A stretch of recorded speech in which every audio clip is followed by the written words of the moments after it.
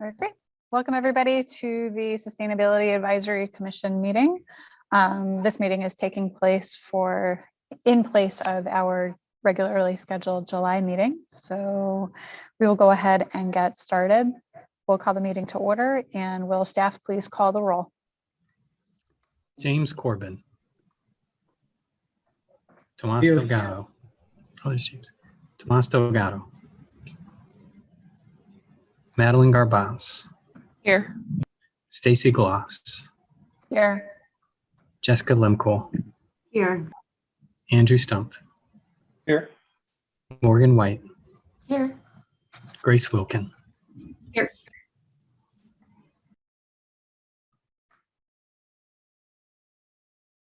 Okay, great. It does appear that we have a quorum this evening, so we will go ahead and proceed. In your packet for tonight's meeting, you did receive the minutes from the meeting that happened on what I believe was June the 1st. Is there a motion to approve those minutes? I move to approve. Second. Excellent. Any requests for changes or discussion on those minutes? Okay, I think that we'll have a roll call vote to approve the minutes. James Corbin. Yes. Madeline Garbaz. Yes. Stacy Gloss. Yes. Jessica Lemko. Yes. Andrew Stump. Yes. Morgan White. Yes. Grace Wilkin. Yes.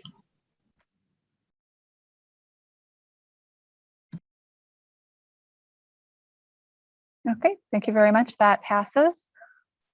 All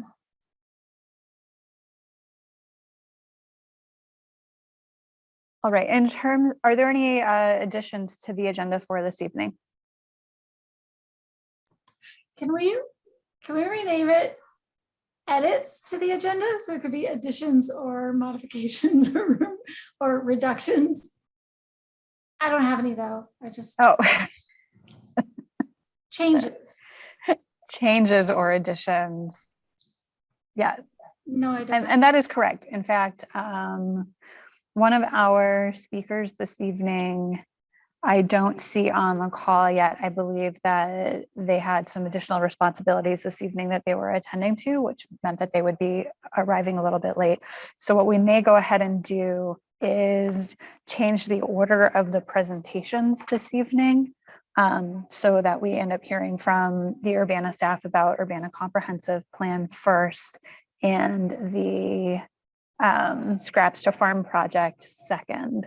I don't think that we need to take a vote on changing those things in order, but I just wanted to let everybody know that that is looking likely that that's what we're going to go ahead and do, since our presenter for Scraps to Farms is not yet on the call.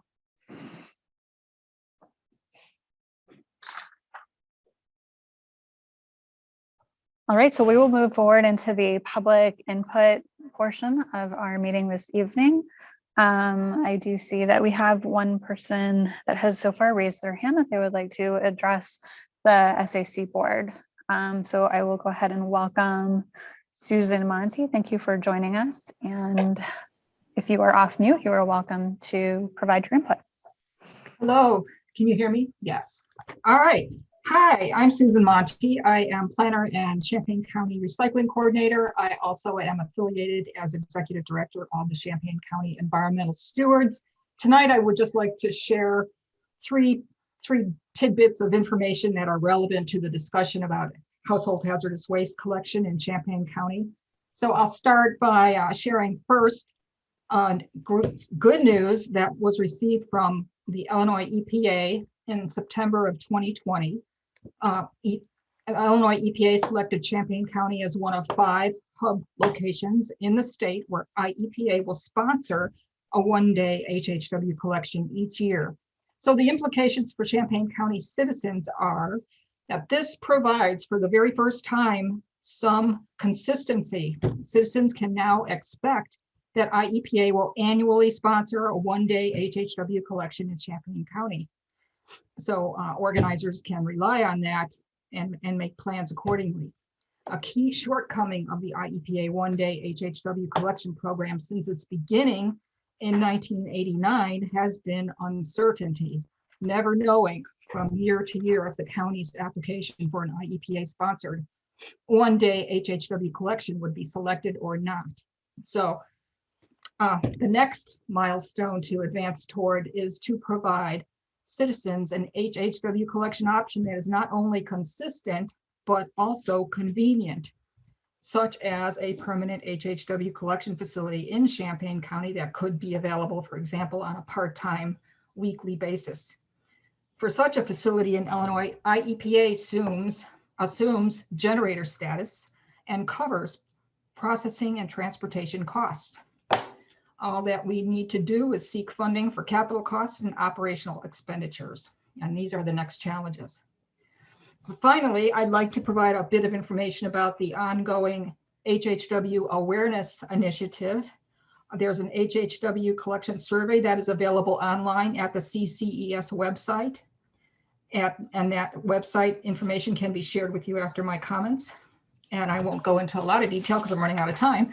Also, CCES is working with Special Waste Associates to complete a feasibility study for a regional HHW collection facility in Champaign County. And so the results of that will be available sometime this August. And I look forward to sharing those results with you when they are available.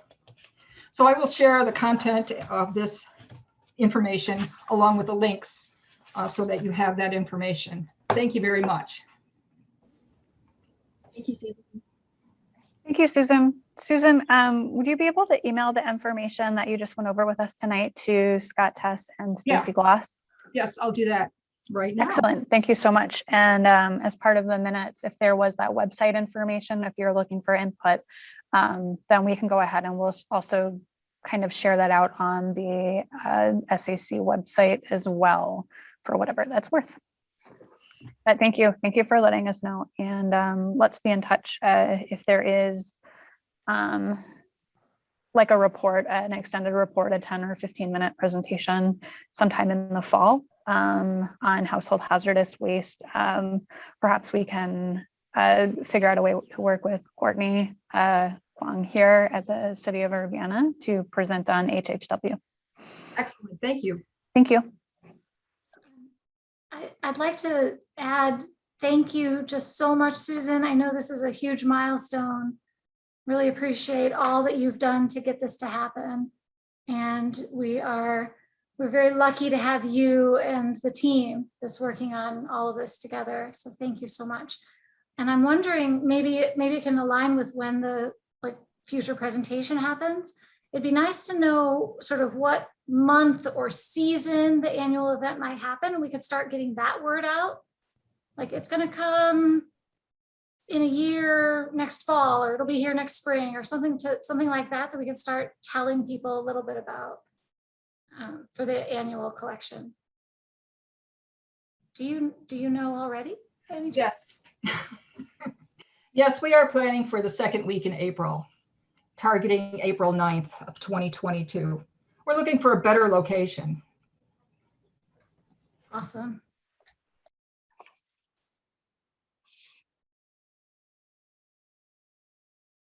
Okay, excellent. Are there any other members of the public that would like to address the SAC?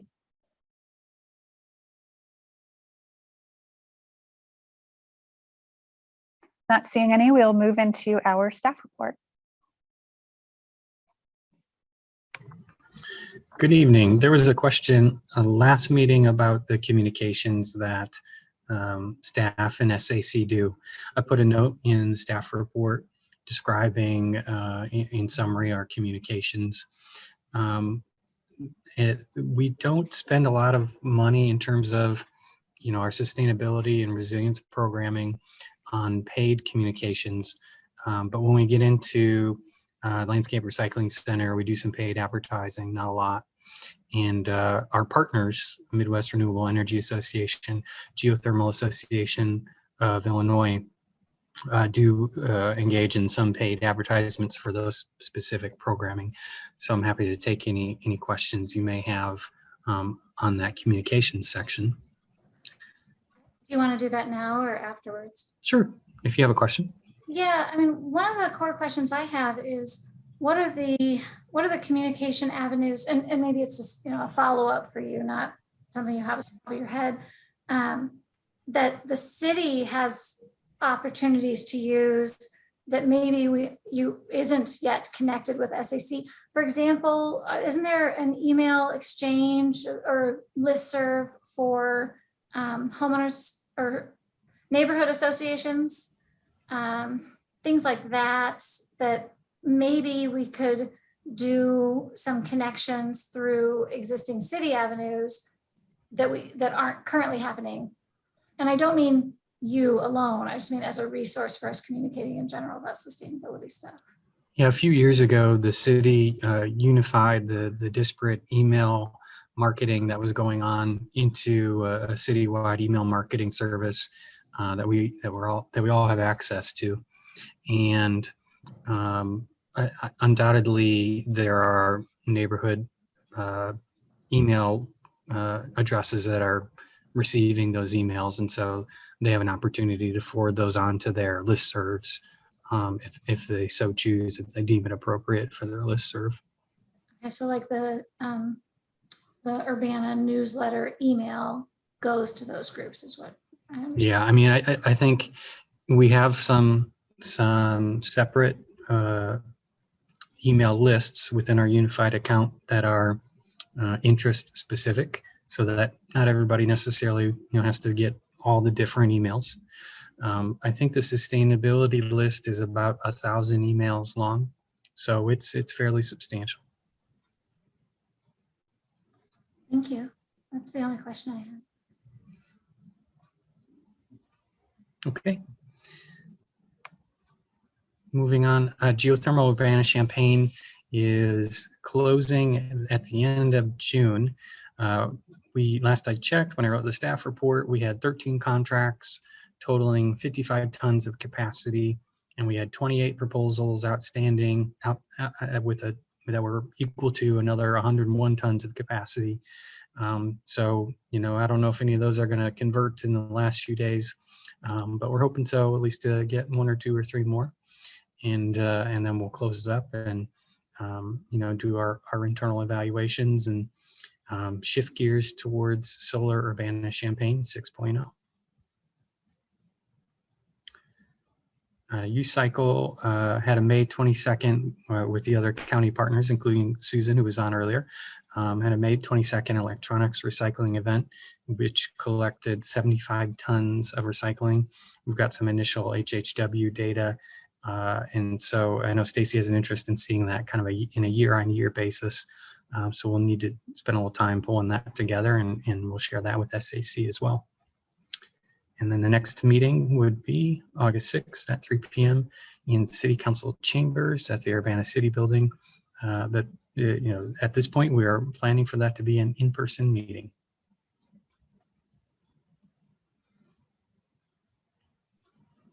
Grace? Thanks for the updates, Scott. Always helpful. I was hoping if we could go back to the communication piece. I was wondering, I guess, 2 questions. One is this Sustainable Urbana? Is that you? Yes. Your office? Yeah, there's a couple people that have permissions to post on it, but yeah. Yeah. So in your office, if that was the one to follow, I think I wasn't, I don't know, following or something. I hadn't found or seen that page. So I just wanted to share. It's the Sustainable Urbana Facebook. Yeah, Sustainable Urbana, Landscape Recycling Center, and U-Cycle all have dedicated Facebook pages. And as to, sorry if I missed this, but the other part of that question is if you have a sense of which of these communications were most effective. Facebook is probably most effective. We get a lot of opens in a pretty high open rate in our email marketing. We get a very small number of click-throughs. It's a little bit difficult to tell, behaviors that follow from the email, but I think we're getting a lot of benefit from the Facebook posts. Essentially the way we treat the email marketing is when we have something, when we have something for folks to do, that's content, right? So we're not just sending out an email saying, change a light bulb or whatever. It has to be something specific that, we're engaging folks on. So for instance, when Solar Urbana-Champaign 6.0 launches, we'll do a specific email marketing for that, because there's a thing for folks to do, attend a solar power hour. And is that like a shared cost with the partner on those things for the mailing of that city stuff? It's really in parallel. So we plan a lot of our communications together with MREA, who is the operator of Solar Urbana-Champaign. And so they have an email marketing system and plans. And then we're also doing some of that parallel to them, obviously Facebook. And a lot of that I'll also, if I know that there's a citywide email going out soon, we'll put it in the citywide email rather than in the specific sustainability email. Thank you. I just had 2 quick questions also on communications. So that list of 1,000 names, is that like, where did that list come from? Did people sign up for that, or? Yeah, it's been compiled over many years. Okay. There's a sign up page on the city website, and actually lists all the different interests that you can sign up for, and whatever you sign up for sorts you into those different email lists. Cool, super cool. And then my other question is, this Urbana newsletter, which I've never seen, do we ever have blurbs in there, or? Yes. Yeah, we do. Absolutely. Mm-hmm, mm-hmm. Okay, thank you. Mm-hmm. Morgan, your hand is up. I'm just wondering if there's any social media beyond Facebook now, or is it all Facebook and? The city has Instagram accounts. LRC has an Instagram account. I'm not a big Instagram user. I need to do more with LRC on that platform. So I can't say how much. I think the Market at the Square has all their own stuff as well. So yeah, there's probably a Twitter feed for the city as well. I'm not sure though. No, you haven't gone to TikTok. What about there's a YouTube channel. Yes, well, UPTV has a YouTube channel with a ton of content on it. All the SAC meetings go there. Any video production that any of our programming asks of UPTV ends up on the UPTV YouTube channel, and then they post onto social media as well. And is there a City of Urbana? Is Reddit this might be too naive, but is Reddit something that businesses and government organizations do, or is it all social, people chit-chatting about stuff? I don't really know. Do people have Reddit channels for the city? I know that maybe there's someone else in this meeting that can answer better than I. Yeah. Anyone? Okay. Sorry, I don't know. Grace has her hand up. Just a thought on some of that note. I was wondering if, doesn't the city have some summer internship programs, and has your office had an intern, or would that be helpful with social media? I think having a summer intern who knows how to navigate those things could be helpful on all ends. I didn't know if that was a thing. So seasonals and interns are very division and department specific. There are seasonal staff in public works operations. There are interns in community development. We don't have a lot of interns in sustainability, in part because we don't have money to pay them or office space to place them. On occasion, we will work with a student if there's a student with a specific interest and something that might be useful for the city, and they have a pitch and want to talk about it. That happens from time to time. Courtney Kwong, the recycling coordinator, has a lot of event-specific volunteers. So that happens as well. Okay, I'm gonna call on Morgan, but then I'm wondering if we can kind of park the conversation around communications and sustainability communications for a longer discussion to be held at a later time. I was just gonna ask if Maddie could say something about which social media are the kids looking at these days? Sure thing. I can absolutely do that. Well, I will say it's been hard. I can only say what I'm used to because, school's not been in for a year, so I don't know that many other people, but definitely TikTok. And then Instagram, I'm going to be honest with you, young people do not really use Facebook. Not really Twitter, although more than Facebook. And then Snapchat a lot, but I think that'd be kind of strange for an official, unless we wanted to, but probably Instagram and TikTok are the big ones. I think TikTok is still considered strange for. That is true, but. Thanks. Okay, thanks, Maddie. Tiger. You're on mute. I'm sorry. I was just going to agree that TikTok has some very good financial literacy classes, a lot of educational material on TikTok. So I think TikTok would be a great platform to add. So if you can't find one of the, somebody who deal with it, but I get a lot of great trading strategies, business. They got some pretty good motivational. They got a lot of positive things, more than just dancing and popping. So yeah, that's it. Awesome. Good to know.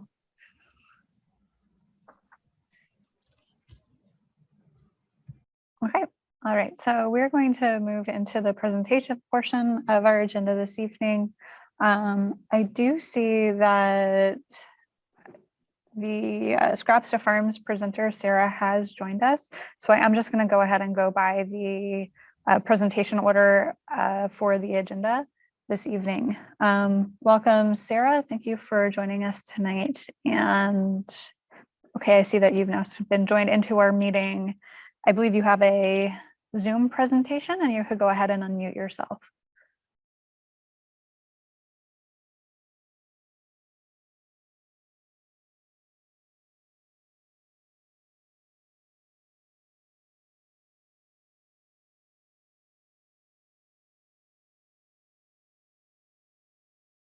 Sarah, are you there? Hi, yes, I didn't see the unmute. Hi, I'm here. Can you hear me? Yep. Oh, great. Is there a way for me to screen share?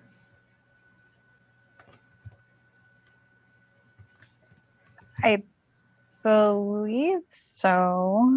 Okay. There should be a Okay, green here. button that says screen share.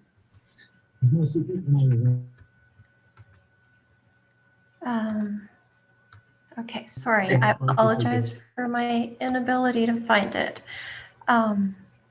Let's see. Where might it be? At the bottom of the screen, there's a ribbon. Your ribbon might show participants. It might show your mute button or your raise hand button. You might need Share screen. I see it. I had it kind of smaller. Okay. Let's see. I think this would be, can you see Scraps to Farms on your screen? Okay. Mhm. So, sorry. Okay. So thank you for bearing with me. Thank you for inviting me to be here today. I hope everyone can see that screen. Yep, we can. Okay. That looks good. So, unfortunately, I'll start with a quick apology. I will have to make the screen a little smaller and read my notes, which is something I don't want to have to do, but because of technological challenges, I don't have a printout. I don't have a paper printout. So we will be looking at sort of 2/3 of the screen, and then you'll be seeing my shorthand notes, which are full of errors, but I hope you will be able to bear with me, and I hope we'll be able to move through the important points regardless. So what is Scrap to Farms? It is a commercial green food waste landfill diversion to small livestock farms pilot program proposal. And I am trying to get back to, I think this should do it. Okay, so just a little bit about me. My name is Sarah Nixon. I am a community member, and I'm here this evening at the Commission's invitation to present this proposal. And it, as I mentioned, it's a commercial green food waste landfill diversion to small livestock farms pilot program proposal that would redirect supermarket produce waste to Champaign County farmsteads. And just so you know, produce waste diversion is a side interest for me. I'm interested in small diversified farming. I have experience in that area and in co-managing small livestock farm operations in both rural and urban settings. So my hope is that we might be able to develop a pilot program where we could, among other things, collect data on viability and usage and see if we could create a permanent program for Urbana and even Champaign County. So my next slide contains a quick overview, a look at what I'm hoping to cover. So I want to look at the why. So Urbana materials waste data, the what, the inspiration and the vision for this proposal, the who, the farmsteaders, the stakeholders. So the farmsteaders, the supermarkets, the delivery entrepreneur person, the where, again, Urbana, of course, and Champaign County as a whole, and I hope eventually beyond Champaign County as well. The when, timeline for implementation, that's pretty open in my mind. The how, the resources requested, and a look at what I know so far about the regulatory landscape, and then of course Q&A.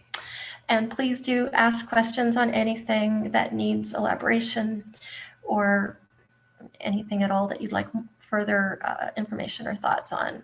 So basically, one of the most exciting things about Scraps to Farms is that it's what I would call a win-win-win-win-win-win proposition. It's a win proposition for every stakeholder, and I'll try to go over that. Again, I'm going to apologize to the Commission. I wish I had my notes printed out, but I have to refer to the on-screen notes. So it's a win for the planet. It's a win for the city of Urbana. It's a win for the producers. It's a win for the farmers. It's a win for the entrepreneur. It's a win for the animals. And it's a win for the consumer. And of course, it's a win for the community.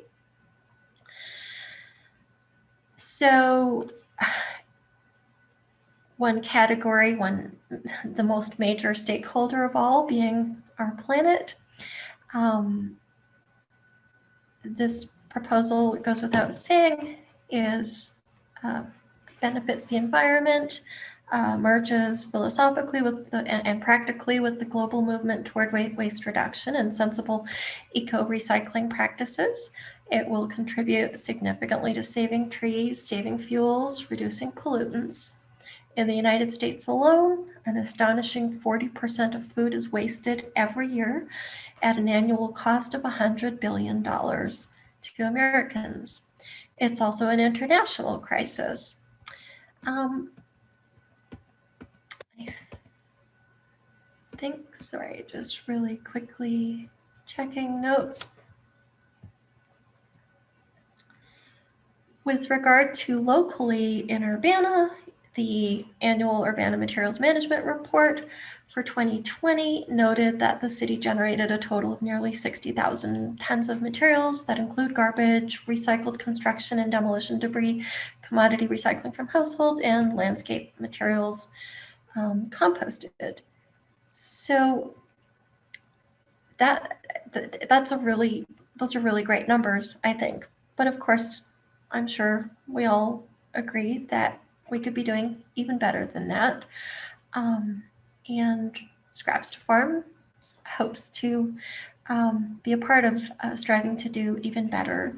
So I think I don't. Yes, among the benefits to the city is, of course, that Scraps to Farms would contribute or support the goals for further landfill reduction, as well as the overall sustainability values and goals, and specifically with the SAC, the Sustainability Advisory Commission's articulated goals for waste reduction, and also their diversity values. So, moving on to the next slide, the next category of collaboration and stakeholder that benefits is of course, the supermarkets themselves. I have had a conversation with the Schnucks in Urbana supermarket manager, Sam Carroll, and in fact, Mr. Carroll is very positive about this idea, and he would really like to participate.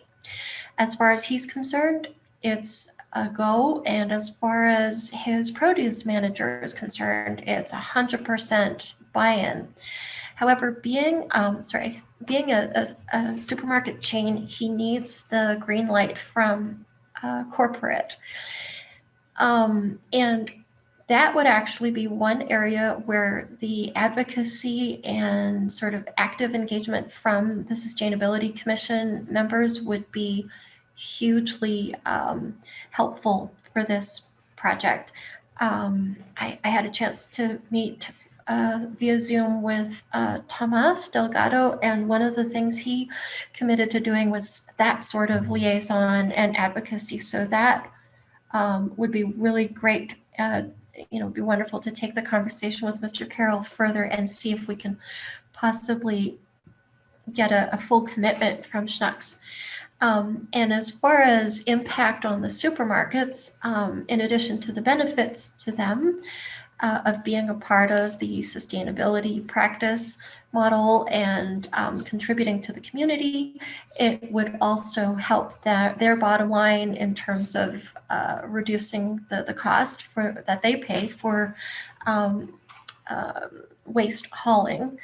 And of course, the goal at our end, Scraps to Farms goal would be to minimize operational disruptions to the supermarket.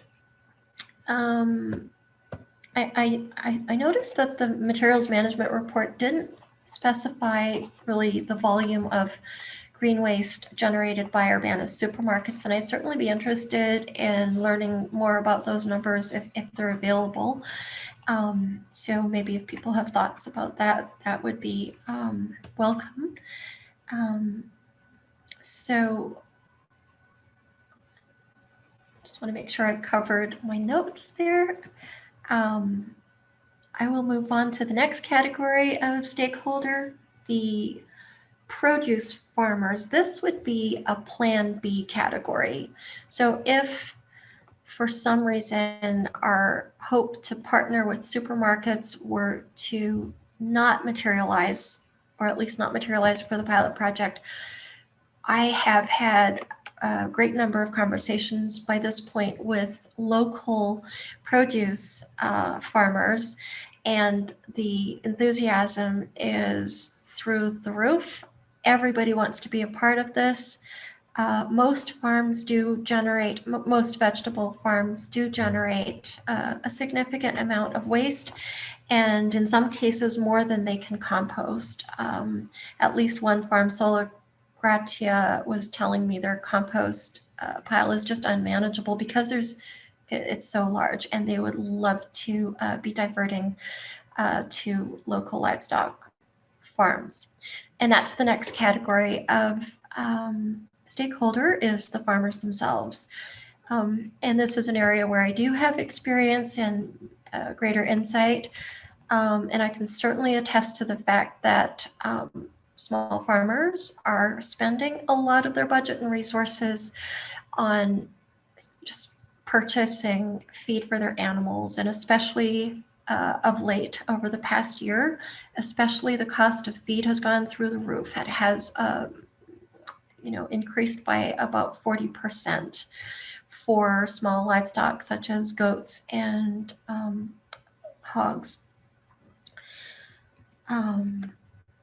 Moving on to the next slide, here's an example number crunching that I was able to do with one small local diversified livestock farm. This is Joy of Illinois Farm, and in the past year they paid about nearly $2,000 for goat grain alone for a herd of about 8 adults. The next slide has the number for the goat. Approximately $300 or close to that is spent per year per adult nursing milking doe. Putting that into context, this particular small farm has a herd of about 8 adult does at any given time and a number of smaller, kids, baby goats. And with regard to the previous slide, that shows the cost for feeding pigs, $300 per year to feed an adult pregnant or nursing sow. Now, Scraps to Farms would seek to alleviate some of that financial burden that is really crushing small farms operations.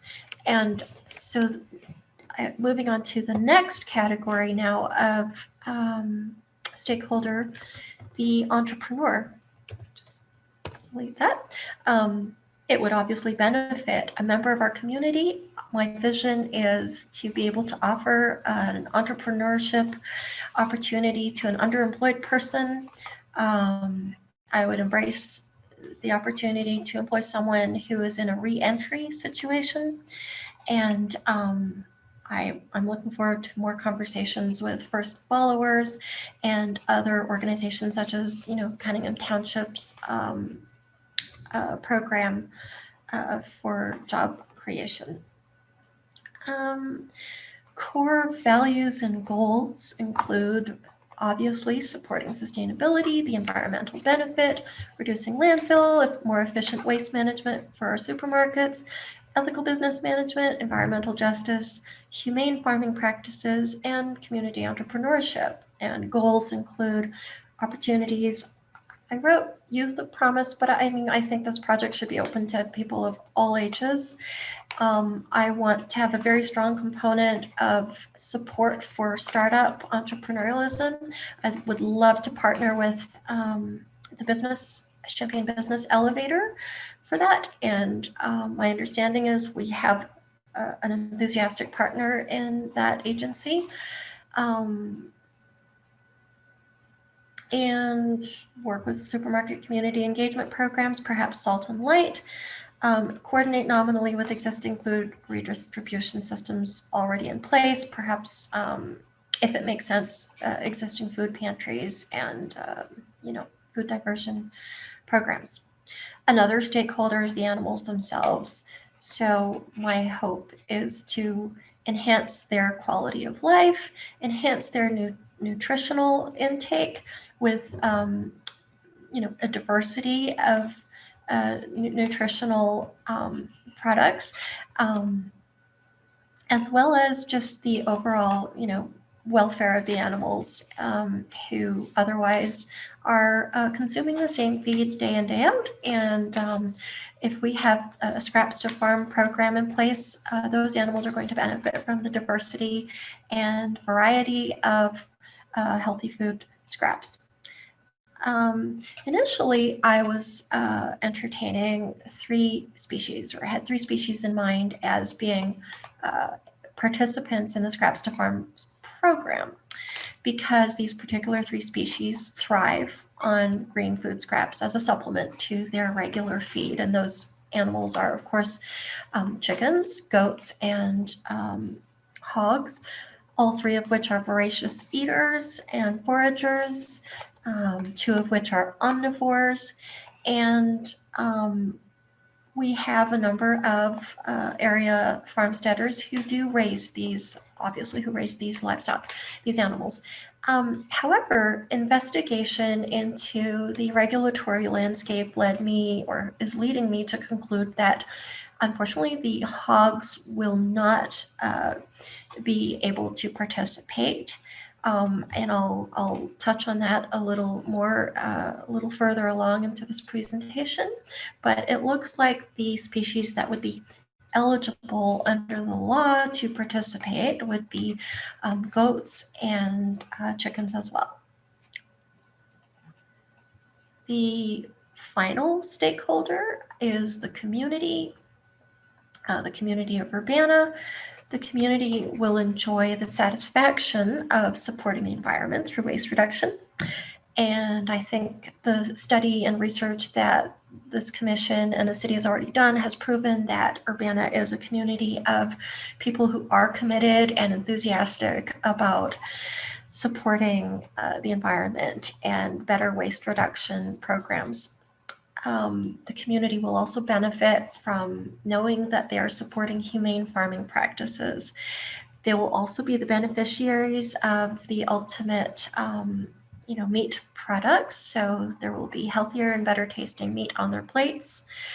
And they will be a part of supporting a job creation effort. And of course, there will be a substantial number of community organizations that are already engaging with Scraps to Farms in this idea phase, and that I hope will be able to continue to engage long term. So to recap, our win-win-win-win-win proposition includes the farmer whose feed bills go down, the city that sees a reduction in landfill, the grocer that sees less waste, the animals themselves, their quality of life improves, the consumer benefits from healthier local meat, and the community benefits from the hoped for creation of at least one job with a living wage attached to it. So a little bit about the project inspiration. So my inspirations include Urbana's values and comprehensive plan goals, and within that, the Sustainability Advisory Commission's goals, visions, and values specifically. A big inspiration and generator of this idea the entire idea is Whole Foods as a leader in the field of commercial scraps redistribution. And when it comes to Whole Foods, I spoke with the Whole Foods in Oak Park in Chicago with the manager, and they're happy to serve as, mentors or offer whatever guidance they can. And I would want to follow their model as closely as possible. If Schnucks is able to come on board, trying to find you relevant information, but certainly Whole Foods as part of their food donation programs, they're hugely engaged with composting in their waste diversion program, but they're also a leader in the area of contributing to local and community farmers where the green scraps can be repurposed and reused for animal feed specifically. So the next inspiration on my list is Glen Art Farm. This is the farm I referred to in my previous comments to the commission. This is a farm that's located in the middle of Chicago. It straddles the Austin and Oak Park neighborhoods. It is an urban dairy goat farm. It has a herd of, I would say, about 8 adult does and a few baby kid goats.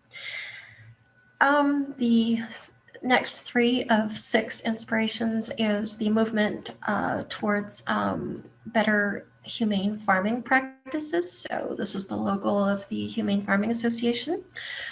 And the 5th inspiration is the farmers themselves. I hope to make their lives easier and make their job easier with this program.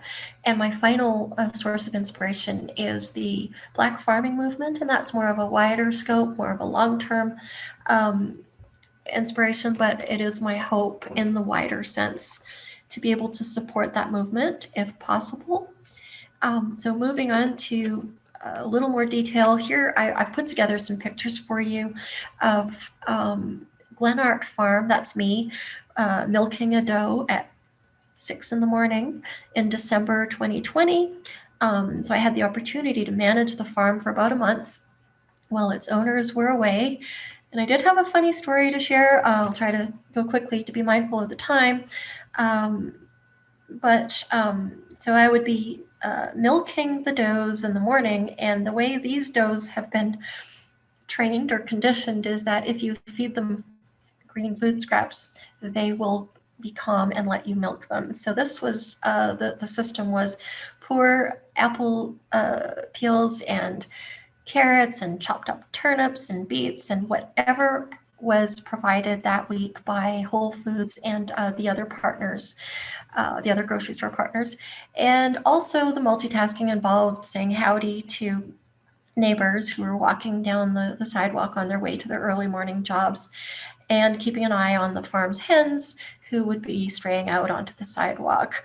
I can certainly share more stories about that wonderful urban farming experience, but I think I should move on for the sake of time.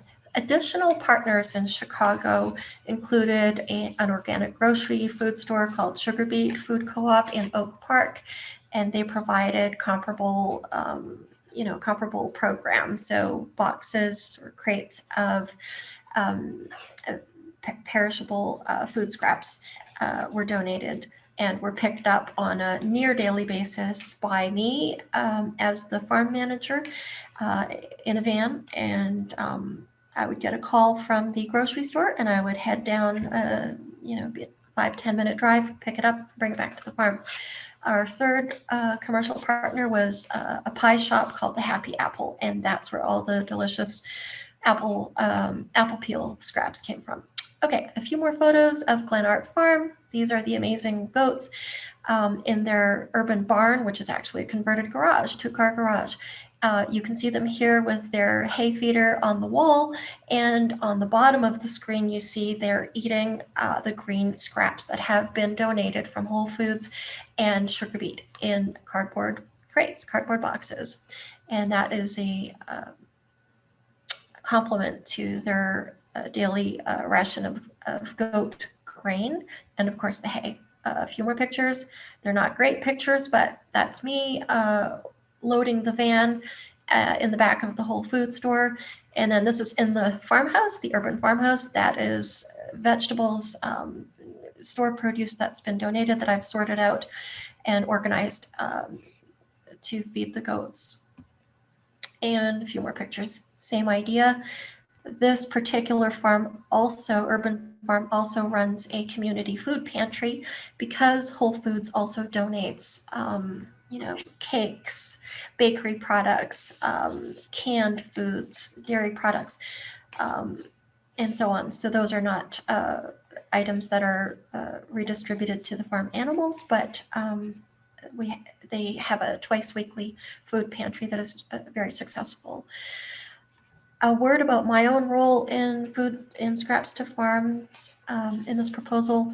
I'm the idea person. I'd be happy to do more research and I'd be happy to participate in data collecting. I find that interesting.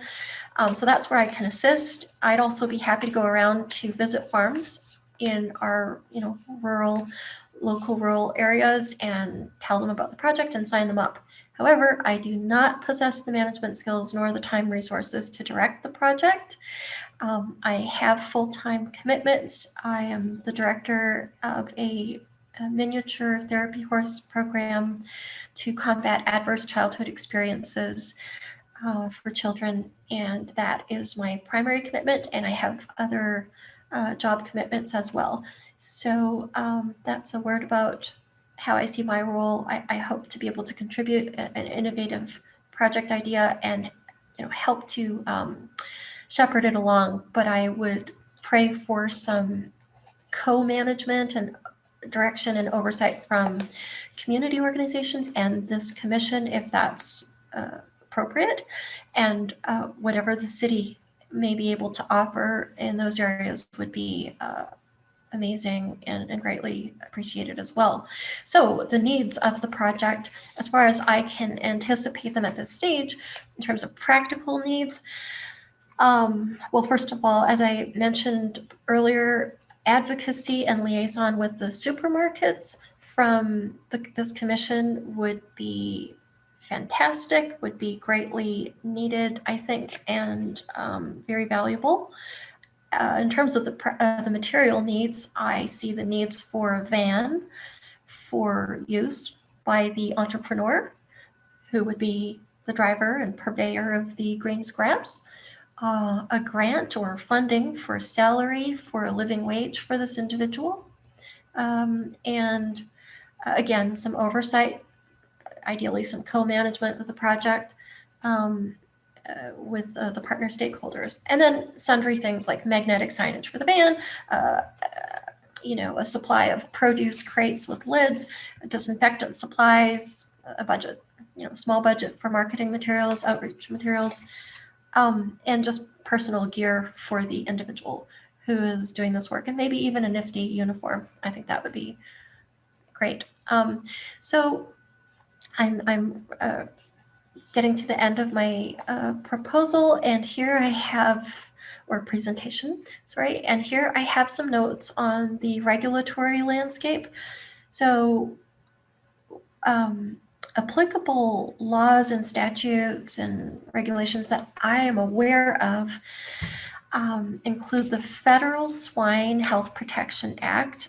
And this is an act that prohibits feeding of meat to pigs that has not been treated to kill disease organisms. So in most cases, it turns out that it's simpler to not feed diverted meat scraps to pigs. That makes sense. The Scraps to Farms program would not involve meat products, however, only vegetable products. The state legislative landscape, however, it adopts the federal, obviously the federal applies, and then it goes a lot further in Illinois as it happens. It's quite strict.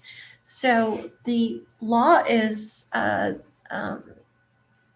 statute 720 section 5/48 -7B is the relevant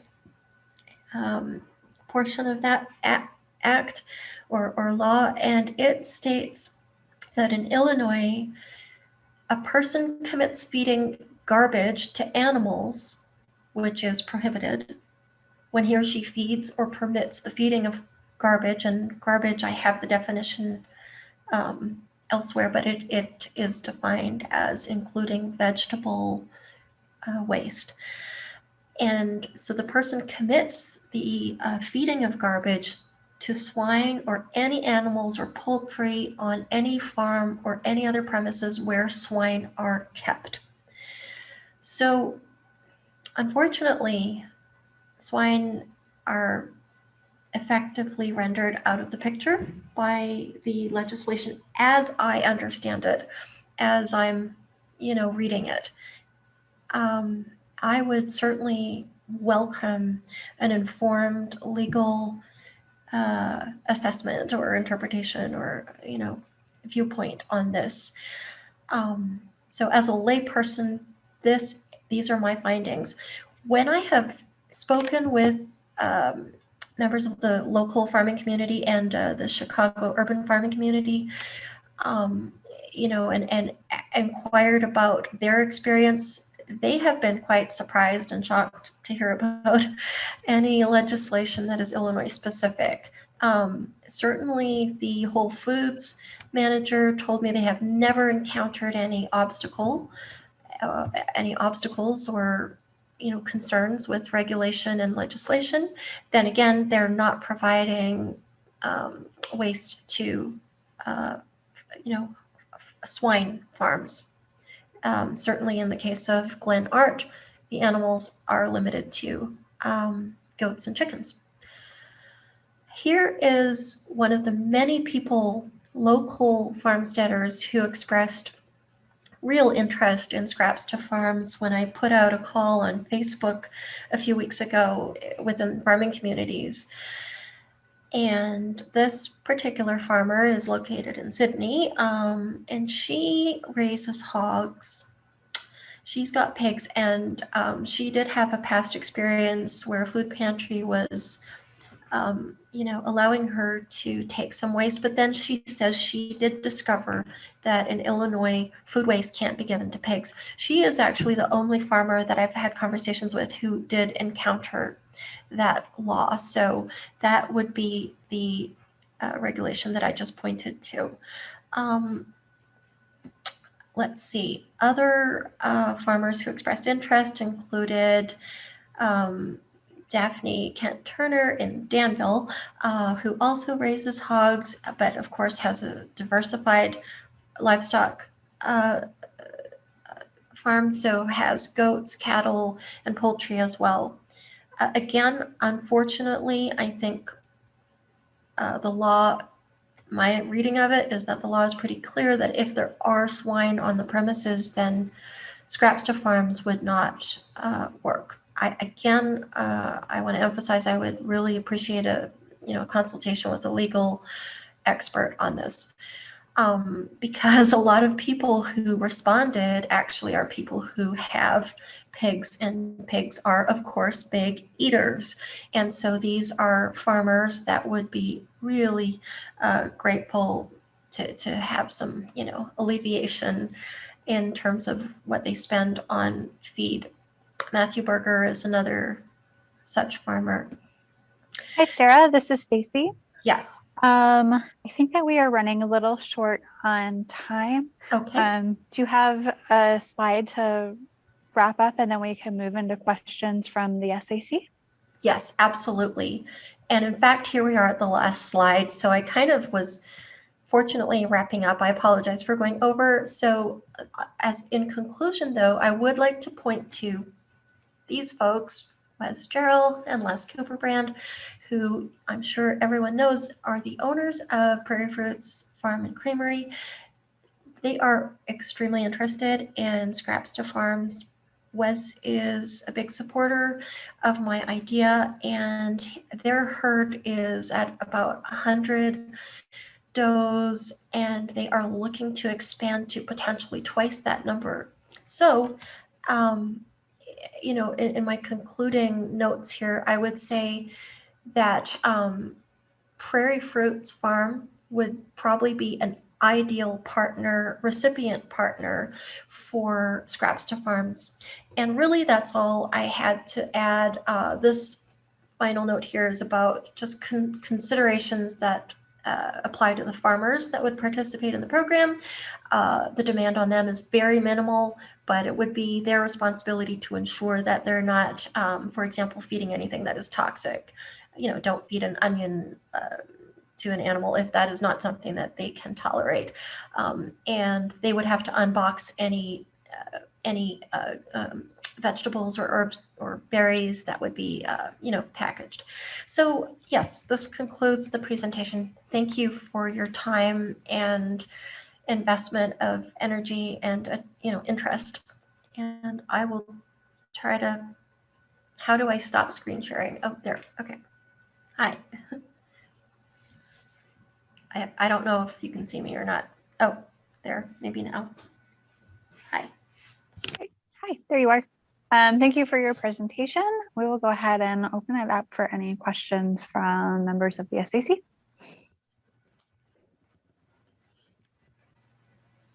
Okay, I'll go. Hey, Sarah, how you doing?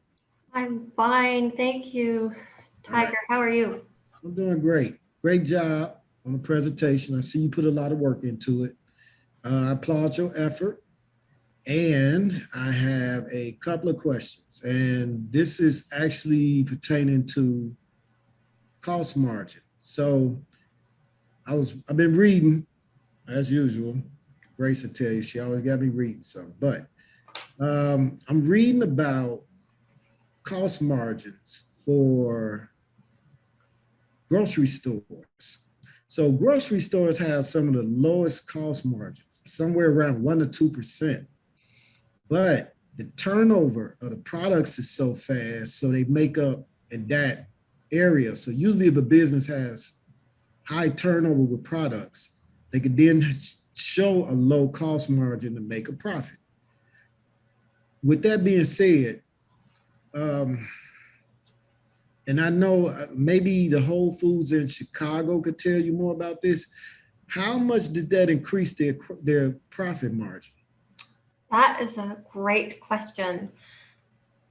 I don't have the answer, but I appreciate that that's a really important question. And we could talk with the Whole Foods manager and with the Sugar Beet manager as well, and Right. see what their thoughts are. Maybe they have a formal, number that's Right. been collected. Right. I think I know that Whole Foods has a target of like 80% reduction of waste. So like, is that how you say it? And in some cases, some stores have exceeded that and have reached like 90% zero waste. Yes, the goal is zero waste.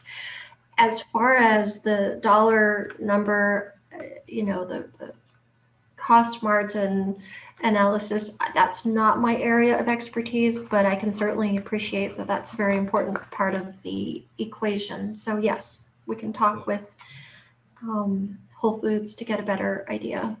Yeah, and I'll tell you why I was asking that question. Yeah.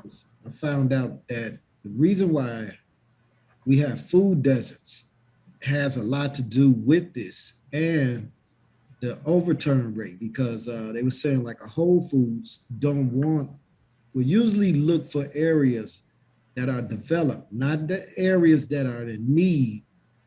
But if this is one of those problems or answers to a problem, then we could start targeting food deserts. We could show that we got a program like this in place in this community. Yeah. And we could start looking at food deserts and offer that type of business opportunity to another Whole Foods or something in the food desert to show that, hey, we can reduce your profit margin. The city has a way of doing this. That's what I'm thinking now. That's an excellent point. Yeah. It's some other questions. I'll email you a few things and to the numbers, because looking at the cost of goods, as far as I'm curious about that. Like, it's $288 for a goat, but how much weight is that within a year? Like, how much weight of feed, or what size? So, and as far as service, but I know I'm throwing a lot at you, but I'm just saying it's some numbers here that we need to figure out. Absolutely. Thank you. Others too. Also, thank you for the presentation. Very nicely done and put together, and love the photos. I think it's a great project for sure. I have quite a few questions about your previous experience in Chicago and the logistics, but maybe I'll save those for later and we can talk another time. One of my big questions, though, I feel like I'm missing the entrepreneurship side of it. Because if the retailer, the producers aren't paying anything and the farmers aren't paying anything, you mentioned, a van and grant funding for the salary. But I'm not seeing the entrepreneurship part. I think I'm missing. Yeah. So those are good, very good questions. So there could be two ways of doing this. So one way would be grant funding, and it would not be a for-profit venture. But Ryan Pankow at the University of Illinois Extension office is the sort of consultant who urged me to think about this as potentially a profit generating enterprise, where he pointed out that the supermarkets do pay for waste hauling. They do have contracts, and it costs. there's a significant cost involved in that waste hauling. And if the Scraps to Farms entrepreneur can propose an alternative that undercuts what they're currently paying, he was confident that this could be, there could be revenue. Now, again, this is not my area. I have no business expertise. And this is where we would rely on support and input from the business elevator in Champaign, where Tiger is on the board, or he's one of the directors of that organization. And so that would be, to be structured, to be fleshed out, to be determined. But yes, I've been encouraged to think about this as a venture that could create financial opportunity for an entrepreneur. Does that make sense? Yes, absolutely. I think that, I think grant funding and, infrastructure support is great if it's available. Otherwise, I think that, the business avenue, there's also a lot of possibility because, as you said, people have to pay for their waste that goes to the landfill, and the landfill transfer station is more expensive than what we're proposing for the landscape recycling center, and definitely more expensive than even if you could just take it for free to a farmer. That's a lot less than what they're paying to take it to the landfill. So I think I agree, there's a lot of things there. So thanks for clarifying. Now, an alternative model would be one where the farmer would come to the supermarket and pick up the produce, and there'd be no middleman. And this is how it works in the Chicago model, if you will. However, the drive from the farm to the supermarkets is no more than 10 minutes, even in traffic. It's a very different scenario in Champaign County. The farms are rural. They are located at a distance. No farmer is going to be able to drop everything and come running into town upon receiving a phone call saying, we have too many tomatoes this week, and they're sitting here now in the loading dock, come and get them. And so this is where a middle person would be appropriate in this setting. And, but yes, if the farmers were to come and pick up their own boxes of produce, then, there wouldn't necessarily be any exchange of money involved. However, that would be a big burden on the store staff too. They'd have to be constantly, getting distracted from their work to go and, open the door for the farmers or just direct them to whatever, Scraps is earmarked for Scraps to Farms. So I think there's a real, multiple benefits in having the entrepreneur party in the middle.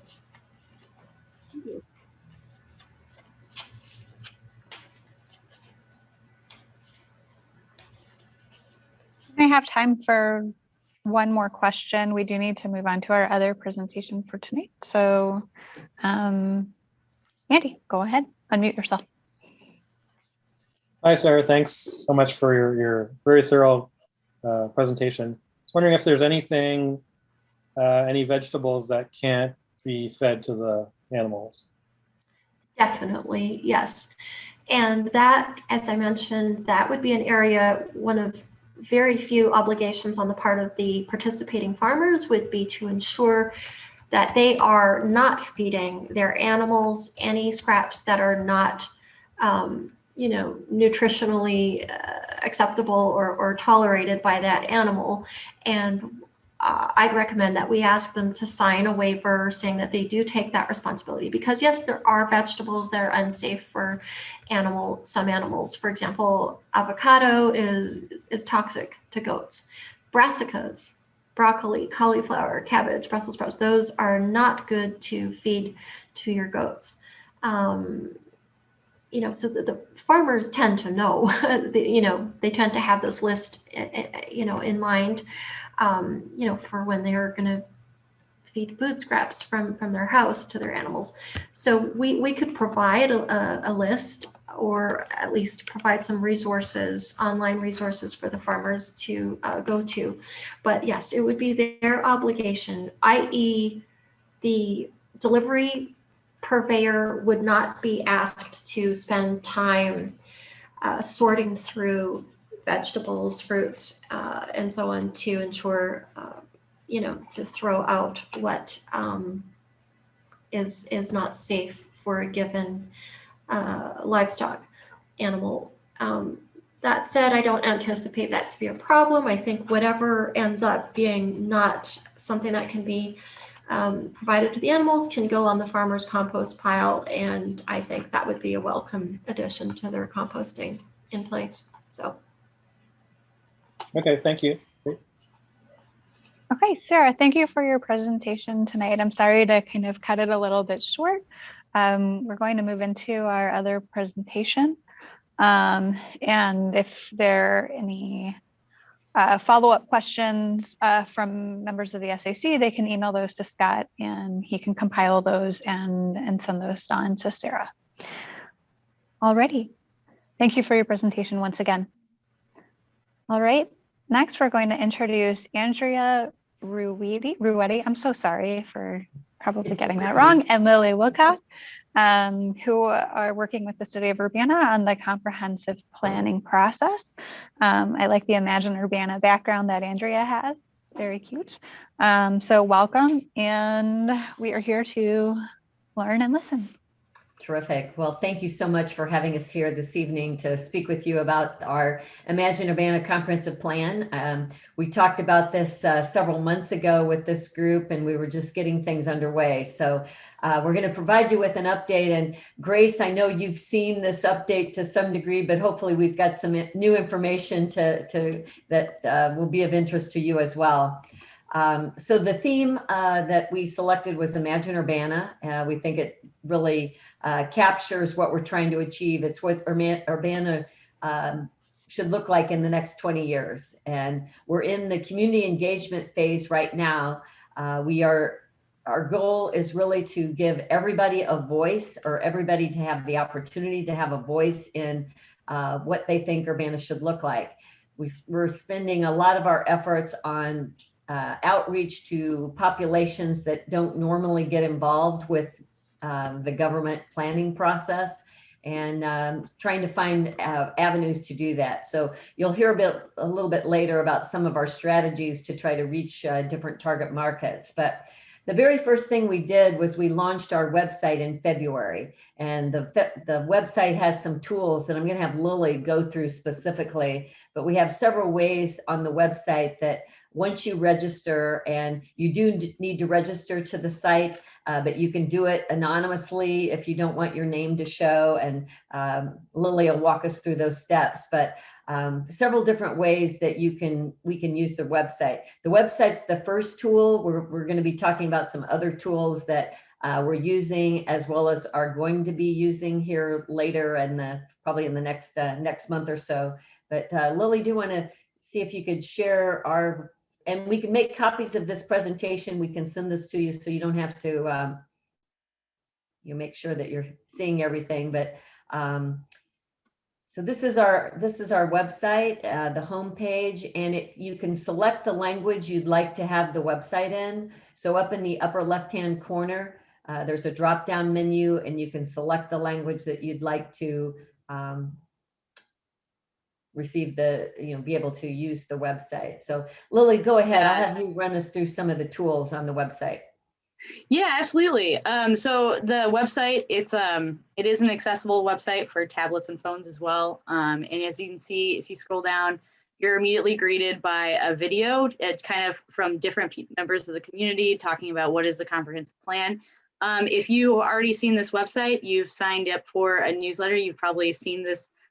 You've also, you may have seen an about page. This about page is also something we oftentimes direct people to when they're first checking out the website, or when we do communications.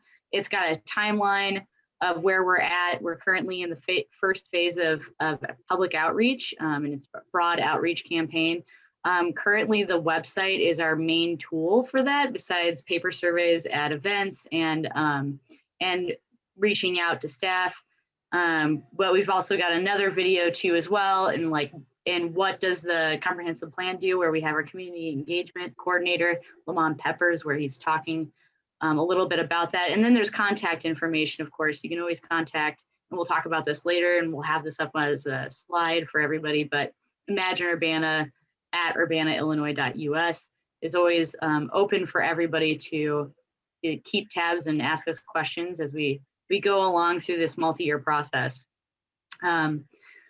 If you go to different tools, different ways, 2 out of the 3 different ways you can use this website, primary ways of you can using the website, are ways to kind of have a conversation out in public. So kind of see what the community is talking about. The first one is a map.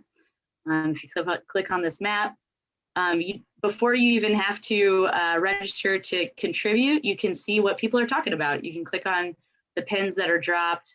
As we're out at events and everything, we do have oftentimes a map, as long as weather will allow, and we let people drop pins at events. And we do have 2 interns, as well as myself and Andrea, who have been transcribing those for folks.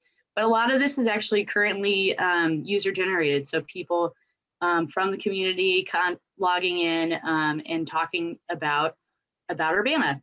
You can drop pins for different kinds of, you can see they're different colors, they're different, an idea, something to love, something you can improve, or a concern, and somewhere you would take someone to show off Urbana. Another community tool where you can kind of contribute to it, but also see what people are talking about, is an idea wall.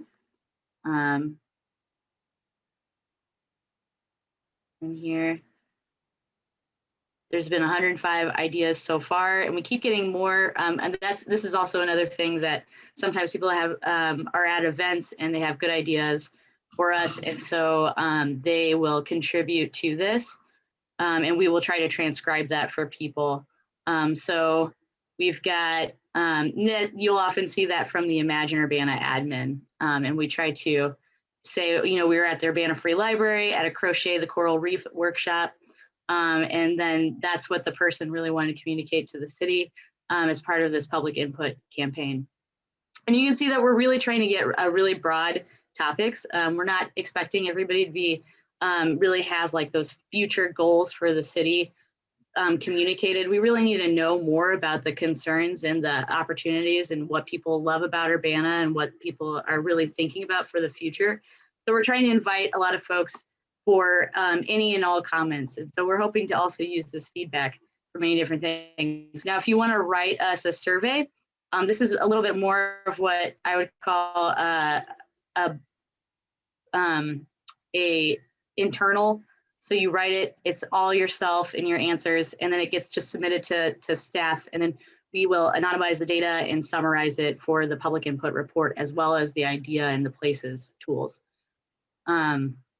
And so also one quick thing I want to point out on this website as well, we're trying to use this for future communications and outreaches and education as well. So here's a get to know your community service providers. Last summer, as we were starting the comprehensive planning process and getting things organized, we were getting a lot of comments, and we just really wanted to provide information about the different levels of government. So you can see videos from every single one of kind of the people you usually see. For instance, if you get a property tax bill, the taxing districts. But of course, if you're a renter, you're paying for them. They're just all lumped into your rent. But you can see the different districts that operate within Urbana. And you can see all of these. You can also go up to the side where there's a playlist of all the department heads talking about their departments within the city and kind of what goes on here and how it works. And so that's something that providing a little bit more information for the community.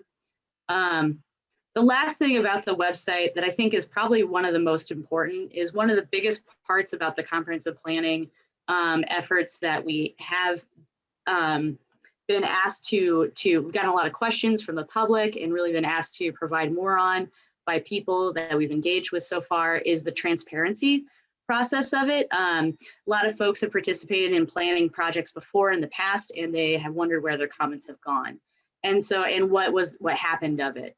And so we've been really, that's part of the reason why you are asked to register. You do have right before you agree to make an account, you also have the opportunity to not only get an email newsletter, but also have an opportunity to get the occasional SMS text of just updates about if we have a report coming out or we have a major milestone coming up, we might send an occasional newsletter or a text out to really let people know. And we were also trying to keep a calendar current of different places where we're at. As you can see, we have been doing a lot of tabling, regular tabling at Salt and Light. This last weekend, we were at CU Public Health District for a Guatemala consulate event. We've been out and around. We've been really relying on a lot of community partners, and Andrea will kind of go into that next.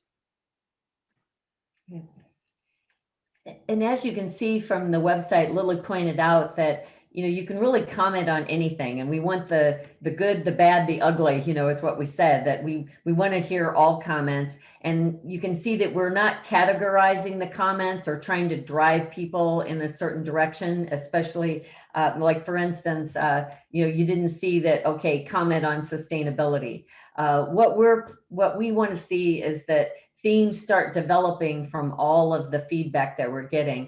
And as Lily mentioned, we have a couple of interns, they're working in the planning department and also working for us.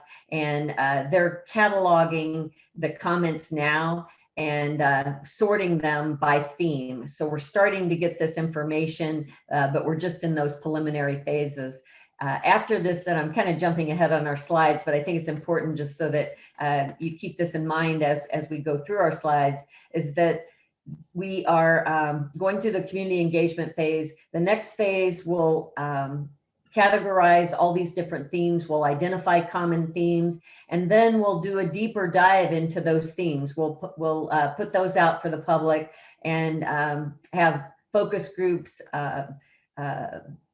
subject matter experts speaking on different topics so that we can actually then start having dialogue that will take us into that next phase. But right now, this community engagement phase is probably going to go through October, I think we're planning, and we'll have a preliminary report at that time. So Lily, do you want to go ahead and pull up our slides?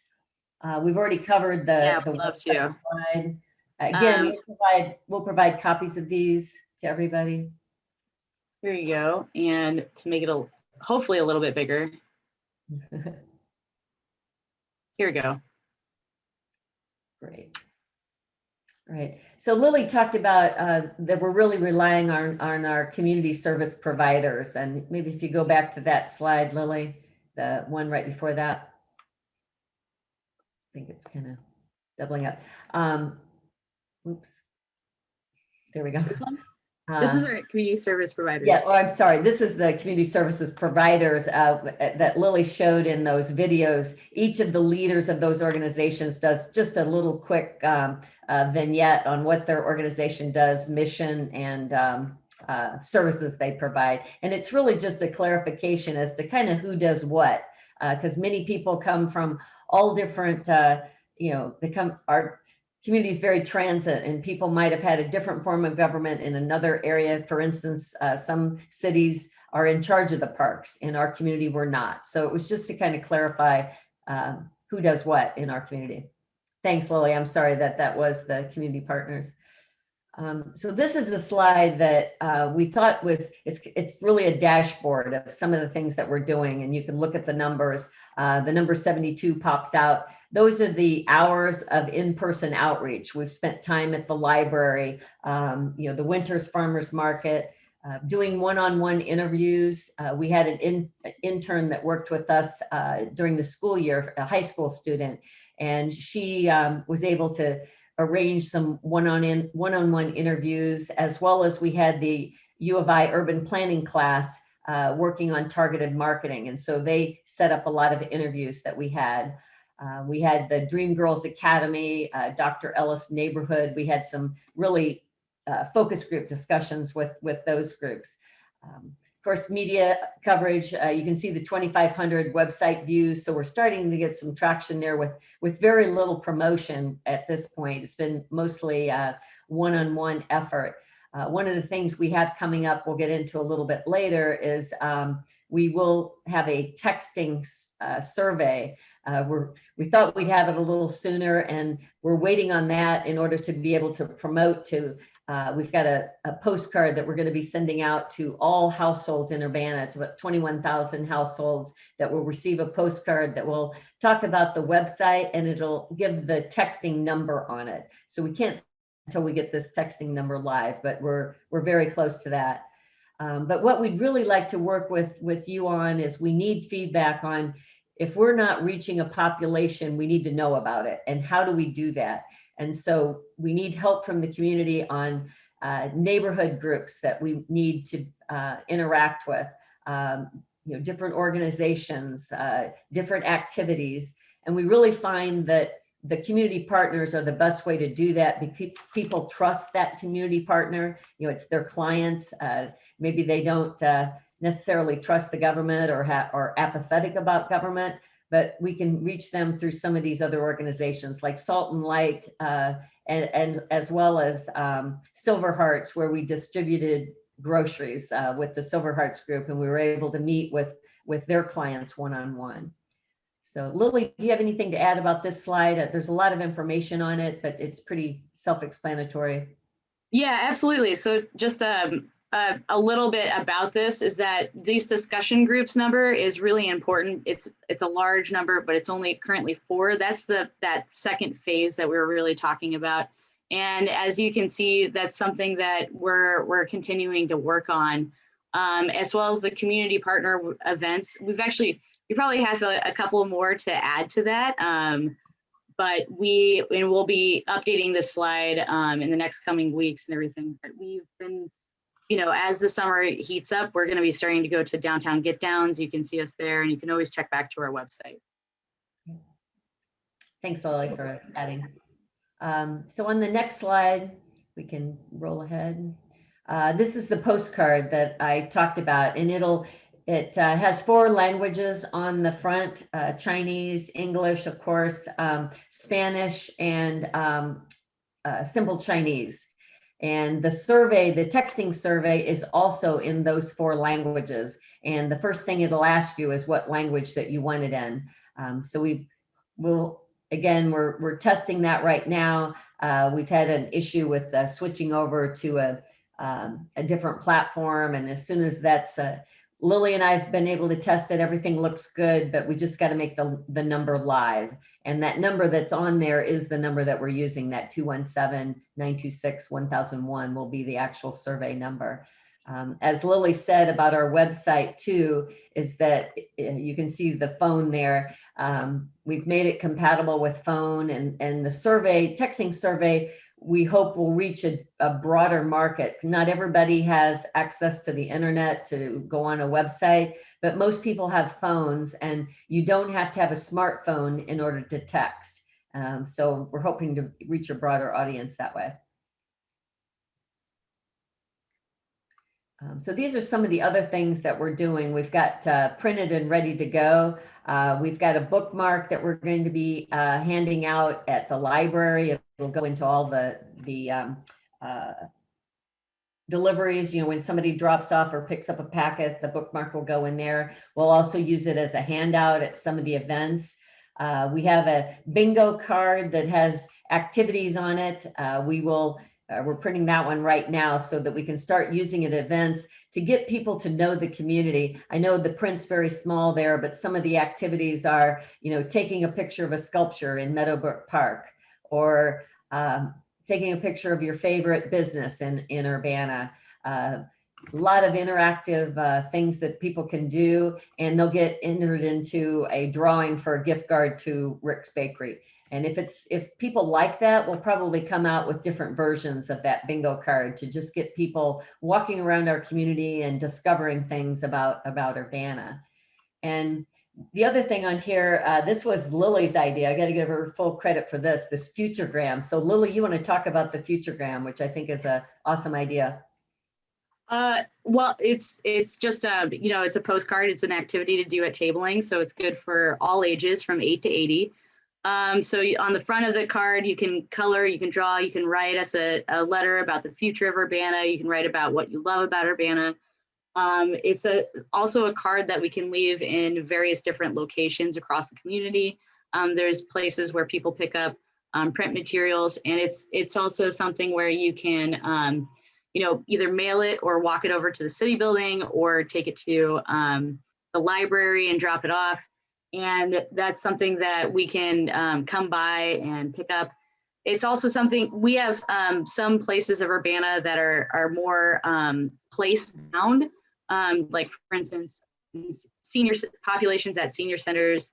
And we want to make sure that we can drop something off that's really paper oriented, tactile, that's a little bit more engaging than a paper survey that everybody has access to and can always call the city and receive. So it's just another activity to use at events.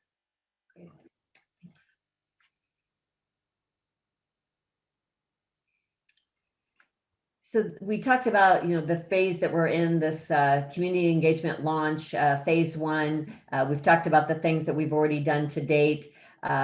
Phase 2 is where we're really going to be reviewing that feedback and identifying the themes that have arisen from the feedback that we get. And we'll be issuing a community engagement report. And then phase 3 is where we really get into that deeper dive into these issues and talking about them and really developing those themes further. So we're probably looking at a 2-year project, 2 years before we have that final report.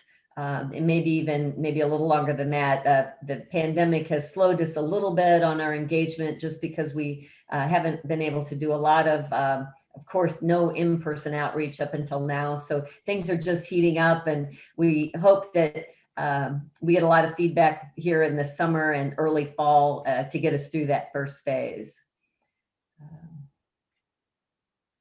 Go ahead, Lily. Yeah, this is some things to kind of look forward to, some materials. There is going to be a little bit of an assessment of the current comprehensive plan. It was done in 2005. A lot of time has passed, and there hasn't been a whole lot of city updates or reports. There have been no formal updating of the comprehensive plan. There's just been amendments and additions to the comprehensive plan of the city of Urbana. So there's been a lot for the city to kind of work on and add to this, but then a lot across the country and across the city has changed since 2005. If you can close your eyes and imagine for a little bit, 2005, that was the era of maybe MySpace. This was before Gmail. A lot of flip phones were maybe being bedazzled, and it was just a whole different world. So we just are we're happy to write this report. It kind of speaks to some of the things that we did really well, some of the things that we could probably improve upon in this current plan. And it also speaks to a changing city and a changing country since the past 15 years. There's some things, of course, that we try to address in the city of Urbana that maybe are bigger issues. And of course, as for instance, technology changes and priorities change. There are different things that happen across the world. We have to change with that, and that's the importance and kind of what we're trying to achieve with this current comprehensive plan. So it goes over a lot of those kinds of materials. That should be coming in this upcoming month, probably near the very end. And it will probably be a PDF that will be on an Imagine Urbana website and promoted through the city social media that we were talking about earlier. Then after that, we're going to try to do as much as we can with story maps. So these are just scrollable websites that provide an opportunity for you to show maps, graphs, figures, pictures, parts, all of that together as a story form, as opposed to just a PDF report. Trying to make it a little bit more accessible for that preliminary public input report. And it's preliminary public input because we're still collecting public input. It's just going to change a little bit as we know, we're trying to codify and deduce what these kind of grassroots from the bottom up themes and topics are really going to be. And then after that, around the same time, we should be coming out with kind of existing conditions. I hope to have a better title for that. But what that really means is that that's that history part. It's what is Urbana? A lot of people are very familiar with their part of Urbana, their friend network, the 100 to 200 to 50 people that they're very familiar with in the places that they go. And the whole point is to really get your idea of Urbana, seeing it as a more complete picture. I had a friend during the pandemic who rode every street of Urbana, and I just got this message at the end of one night saying, I've never heard of Savannah Green, which Savannah Green is this beautiful neighborhood in Urbana. So trying to get that idea of Urbana a little bit clearer, and then how did we get here? How did Urbana turn out the way it turned out, and where do we go from? It helps people, informs the public on where do we go from here, or how do we get to the places that we want to go. And so that would also be in a story map format. There'll probably be a very short PDF to accompany it for any kind of print media or summary documentation, but we're going to try to make it just a little bit more engaging with more of a story format. And I think that's about it for us. We've got, we'd love to answer any questions, and we also have this email address that anyone can send us questions to. So yeah, we'd be glad to answer any questions that you have at this point and look forward to your feedback. Awesome. Thank you for your presentation. I see Morgan's hand is up, and I'll be kind of moderating or watching for other folks that want to speak. Hi. Hey, Morgan. It's amazing. You guys are great. This is one of the things for me is I've always loved Urbana so much, and Lily, I know you love it too, and I'm so glad that you're highly involved in this. The idea you said a minute ago about really defining what is Urbana, I'd really appreciate that so much. I can't wait to see what you get, what the results are this coming winter. A question, oh no, I have a suggestion. So for the community groups, it seems to me that the New American Welcome Center would be a great group to work with. So they're through the YMCA. Are they on your list? I didn't see them on the slide, so I wasn't sure if they were on your list. One of the things, and thanks for bringing that up, Morgan, we did have a slide that showed all the groups that we've been interacting with. We've called them several names: stakeholders, community partners, and that list is probably, that spreadsheet now is maybe, Lily, 5 or 6 pages on an Excel spreadsheet. It's long.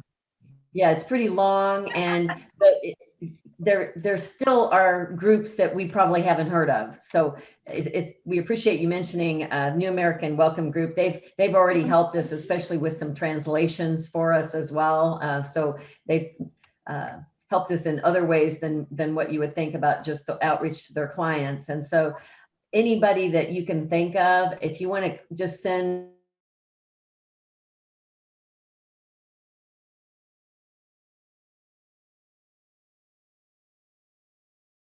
Also, I don't know if you're in conversation with the university about Welcome Week and the plans for all the students coming back, but it would be great to find a place for the Imagine Urbana messaging to be there if you're not already. That's a great point, Morgan, as far as like Quad Day, for instance, that's such a great event. Yeah.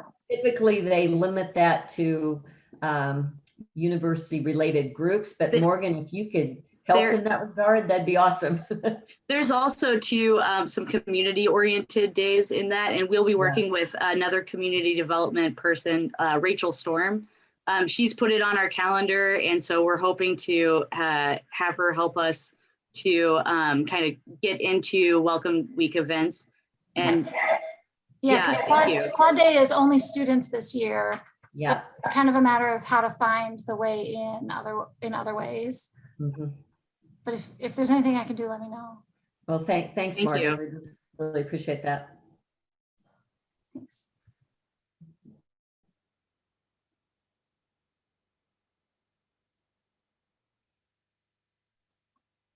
Okay, are there, Grace? I see your hand up. Thank you. Yeah, thanks again for the great presentation and the work you guys are doing gathering input. Definitely look forward to the results as well. And was wondering, big picture question, something that we'd talked about before on how the SAC could help partner with you guys. And sounded like you were saying maybe in that phase 2 for some of those listening sessions or discussion sessions. Right. Just wondering if you could elaborate more on that, how we can work together, because something we're also interested in looking for sustainability and community input. Mhm.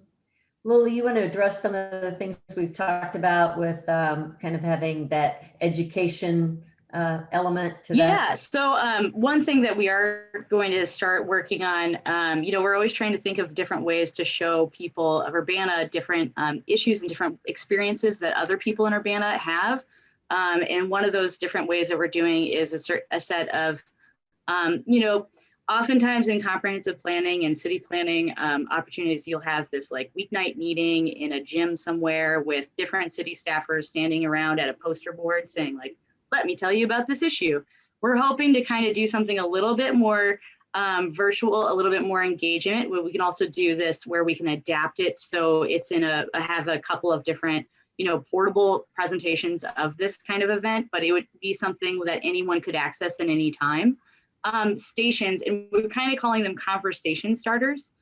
So for instance, one issue is accessibility in Urbana, and that's where we have a community member who's really active in accessibility issues, kind of talking about what it's like to be an independent person in a power scooter, getting around downtown Urbana and getting down and trying to live their independent lifestyle. And it's just kind of showing kind of another aspect of being a person of Urbana that maybe not every person of Urbana is very familiar with. So those kinds of those videos, those conversation starters, Sustainability Advisory Commission might be able to really help us out with a really good topic of showing people of Urbana who might not know of everything or uncover that aspect.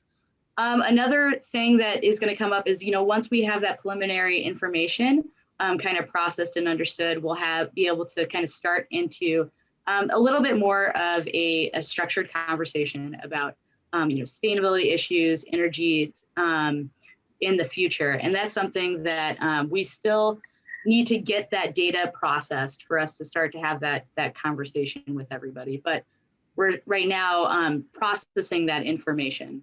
Mm-hmm. But I think this group could also recommend, when we were talking about subject matter experts talking about different topics, I think we could certainly tap this group to help us with topics that relate to sustainability that we want to just educate people more on. I think just tonight, seeing Sarah's presentation, which by the way, Sarah, that was awesome. I grew up on a farm, so I know the whole what animals will eat and should eat and what they shouldn't eat. But that's an aspect that I don't think most people would think of when they think sustainability. It means so much means different things to different people. So making them aware of different subject matter that relates to sustainability, I think would be a key that this group could help us with.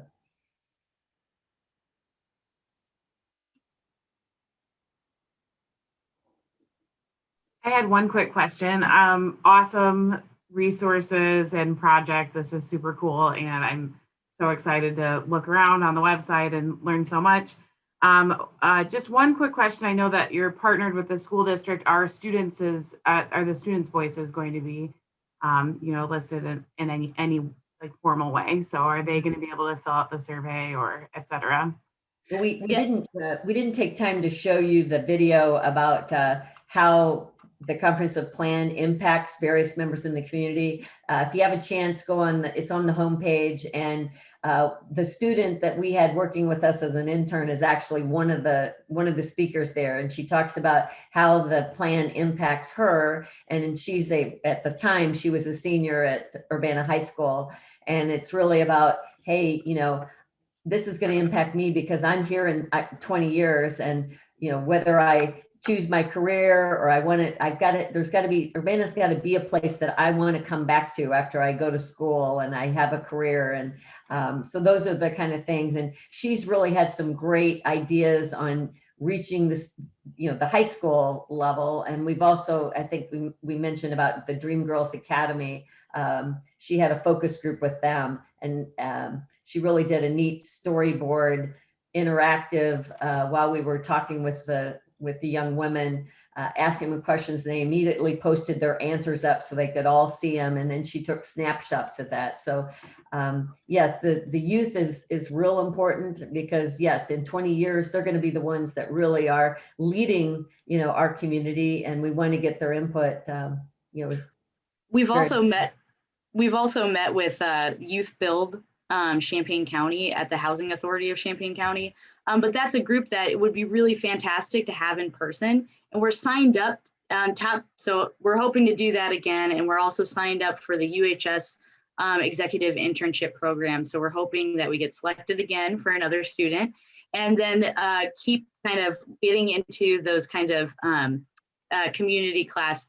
Devangana, the high school intern who's in that video, that if you watch it on our homepage, really wanted to have a bigger conversation with a lot more high school students this last semester. But with COVID-19, there was only a 2-hour window that was really reserved for that class time. So it really wasn't able to kind of have this with the virtual and in-person hybrid.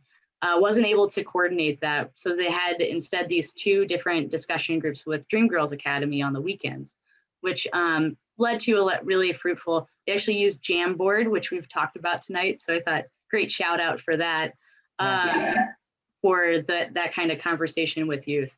We're hoping to add to those. And somebody brought up too about, just what did the students listen to? And I think it was Madeline, she said that, you're right, they're not Facebook. Facebook is, getting an older and older population, I think, as the population does age.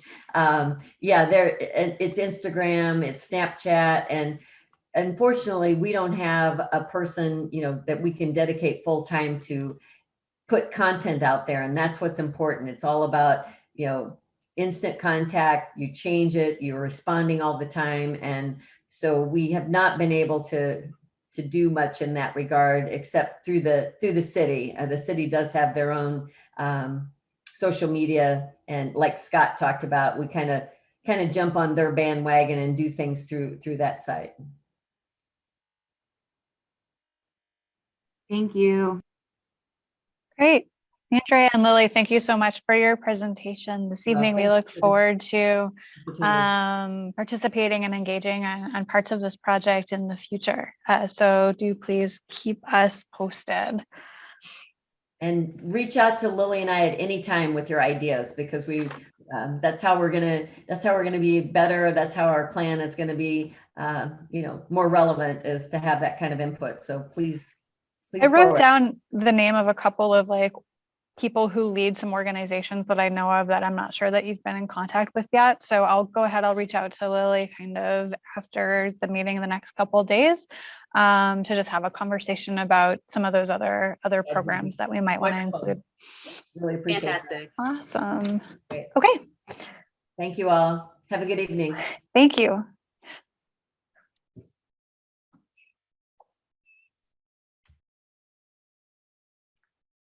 All right, so that concludes all of the presentations that we have for this evening's meeting. We do have an additional agenda item on here, which is our official business, unfinished business from previous meetings.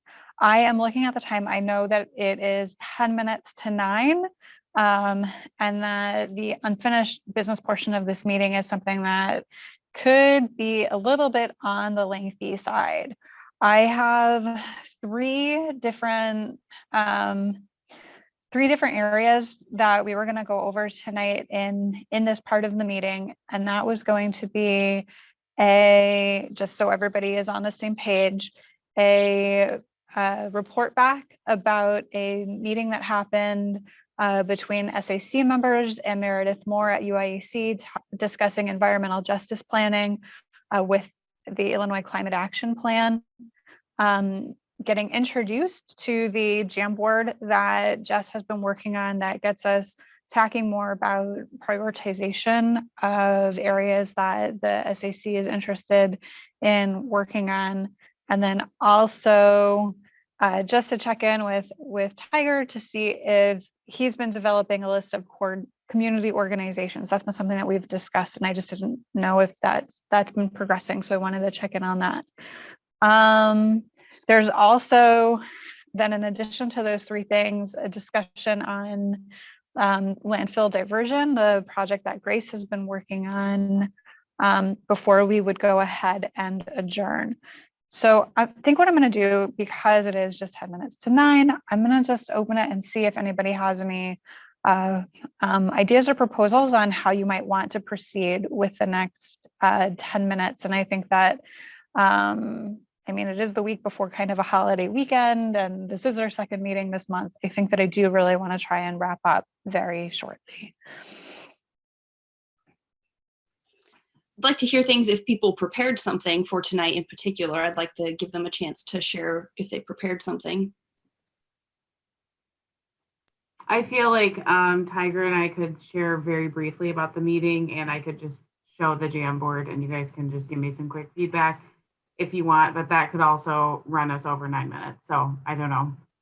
I'm flexible. We could just share about the meeting and not do the Jamboard thing. Totally up to y'all.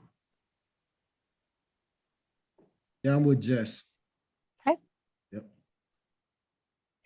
I'm wondering, is there anything that was timely where we need to act on it before an early August meeting based on your conversation with IC?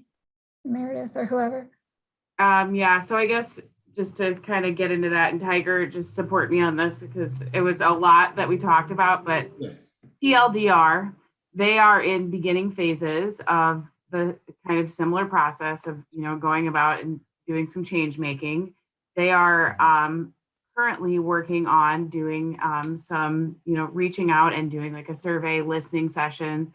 We also talked about, making a stand at the farmers market and other ways of reaching out to community members to get information that would inform goals. And basically, the few questions that we had were, can we collaborate with them in creating the survey tool or in doing these listening sessions? Can we even collaborate? Can our plans be connected in some way? And like basically what should our relationship be with IC? They seem very open, and again, just very beginning stages. They're kind of at the same point that we are, trying to go out and get information from the community. And yeah, I mean, they're definitely down for coming and presenting at one of our meetings as well. Yeah, and I would just add that instead of us, it seems that, things are overlapping. Would you say that, Jess? There was some overlapping here. And, instead of us, each one of us developing the same tool, I think it'd be more efficient if we work as a group and just develop one tool. And it was something else, Jess. Well, I'm sure you guys, and I held off on adding more to the list because during this meeting, I got sort of confused on why we were there asking this group particularly, because they're kind of already in the inside with SAC in a sense. So, and I'm not sure if the groups I'm putting on my list will, what's the word? Let me see. Will suffice as far as what we're trying to do with the whole goals.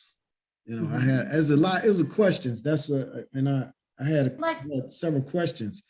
I'd like to respond to that, Yes. Tiger. Go ahead. I'm listening.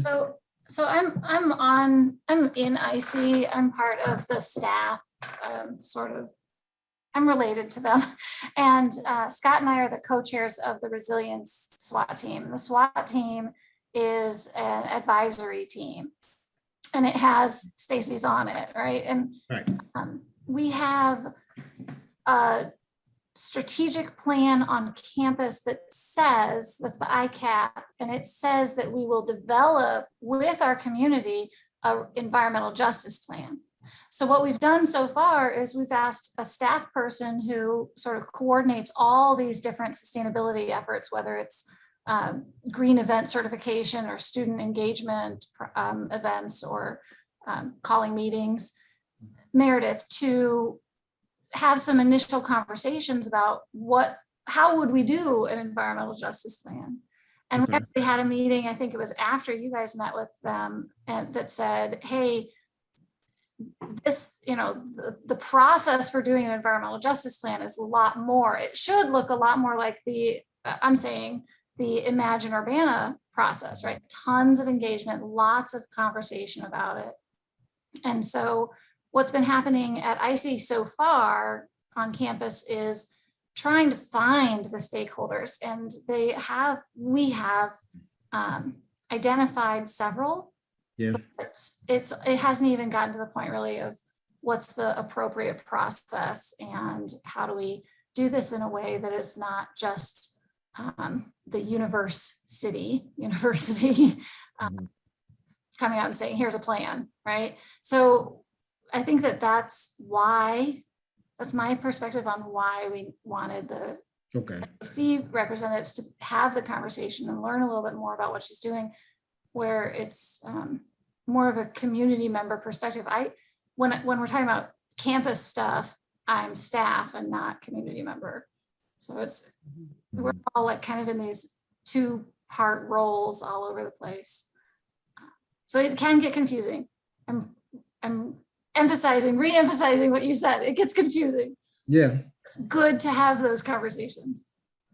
And so just to sort of like repeat back to sort of what I'm hearing is that, and I guess I know a little bit about this as well, is that so the Illinois Climate Action Plan has stated in its plan through the resilience work that it's doing to come up with or to write an environmental justice plan that involves campus and the surrounding area. And I think that that's still under being defined. What is it the county?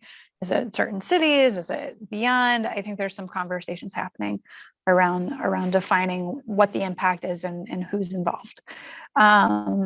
So that's sort of happening. And then what I kind of understand, so in parallel to the environmental justice planning process that the university is wanting to go through, we are at the SAC in the midst of these difficult conversations around what does justice, equity, diversity, and inclusion look like when we add that into the sustainability programming and planning framework that we have for the city of Urbana.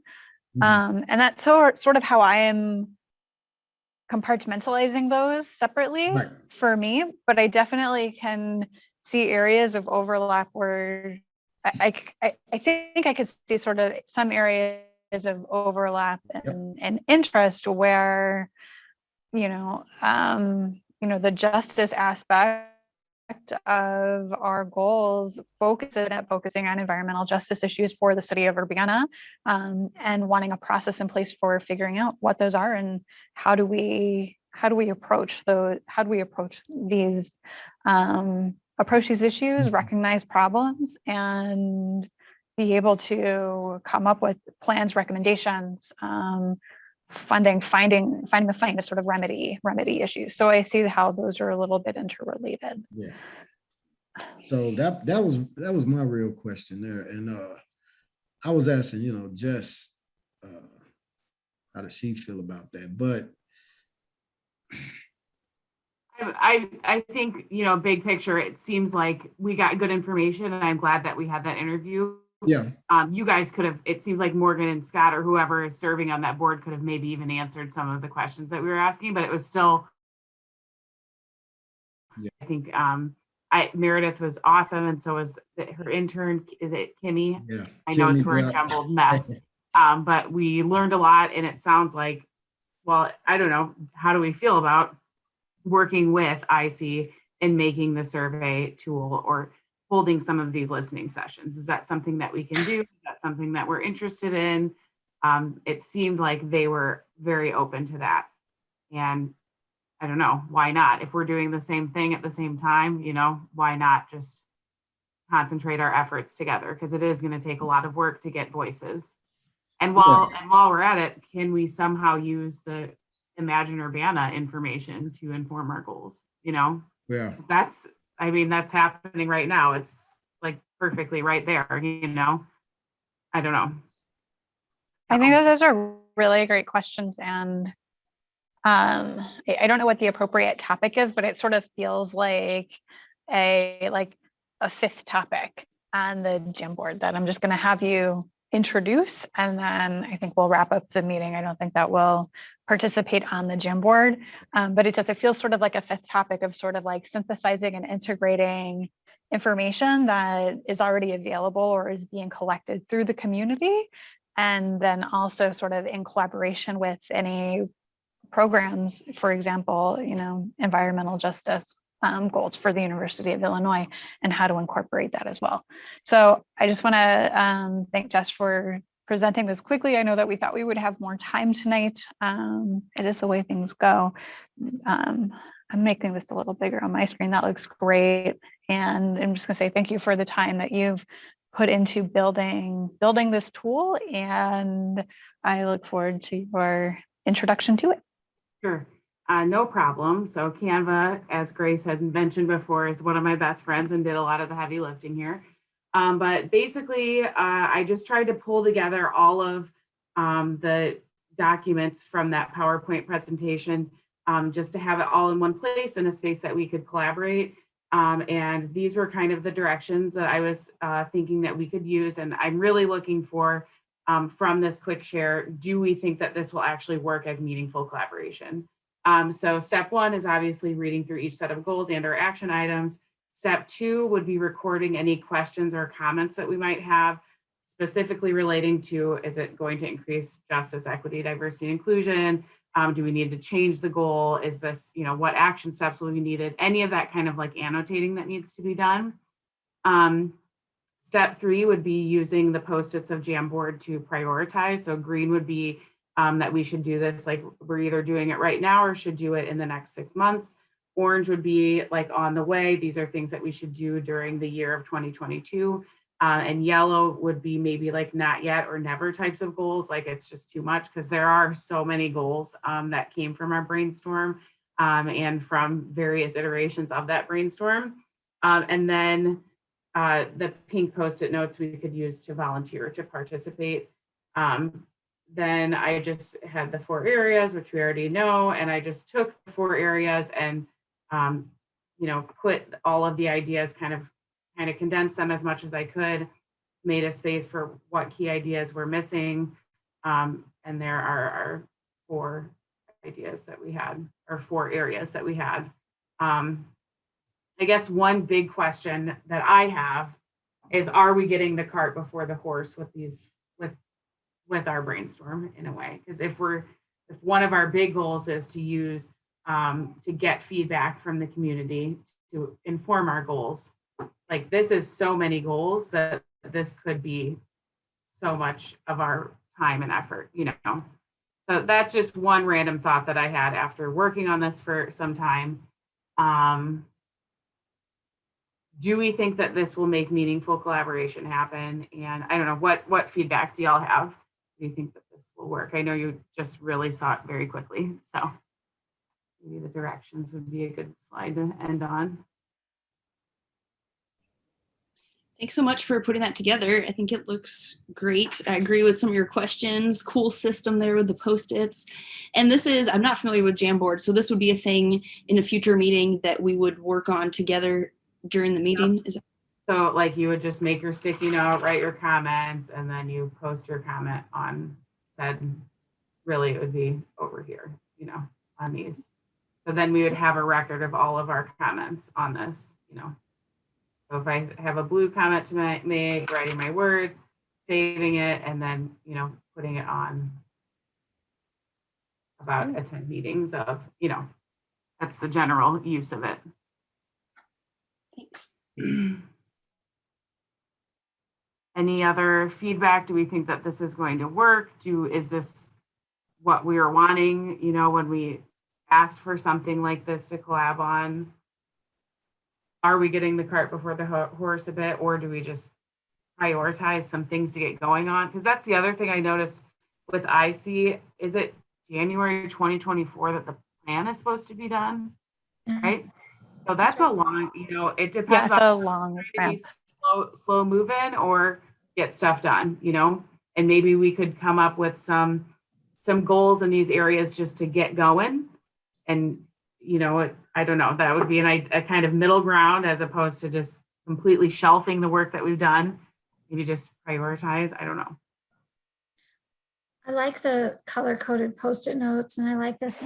I think that we could just add a color that is, instead of the orange being next year, it could be green. Yes, we should proceed, you know, as soon as we can, and orange, wait until after the community listening sessions. Sure. I can add that note to it. Anyone else? I guess do we have to decide, or can we have input in the city's second phase, I guess? Is there questions we need for the city to have in their second phase, I guess? From our work? Oh, okay, so let me see. So are you asking if there's anything that we need to sort of know or are interested in knowing now that informs the second phase of the comprehensive planning process? Is that the question? Yeah, and can we get input through their second phase on input on our objectives, I guess? Use their second phase of the way getting input for our plan.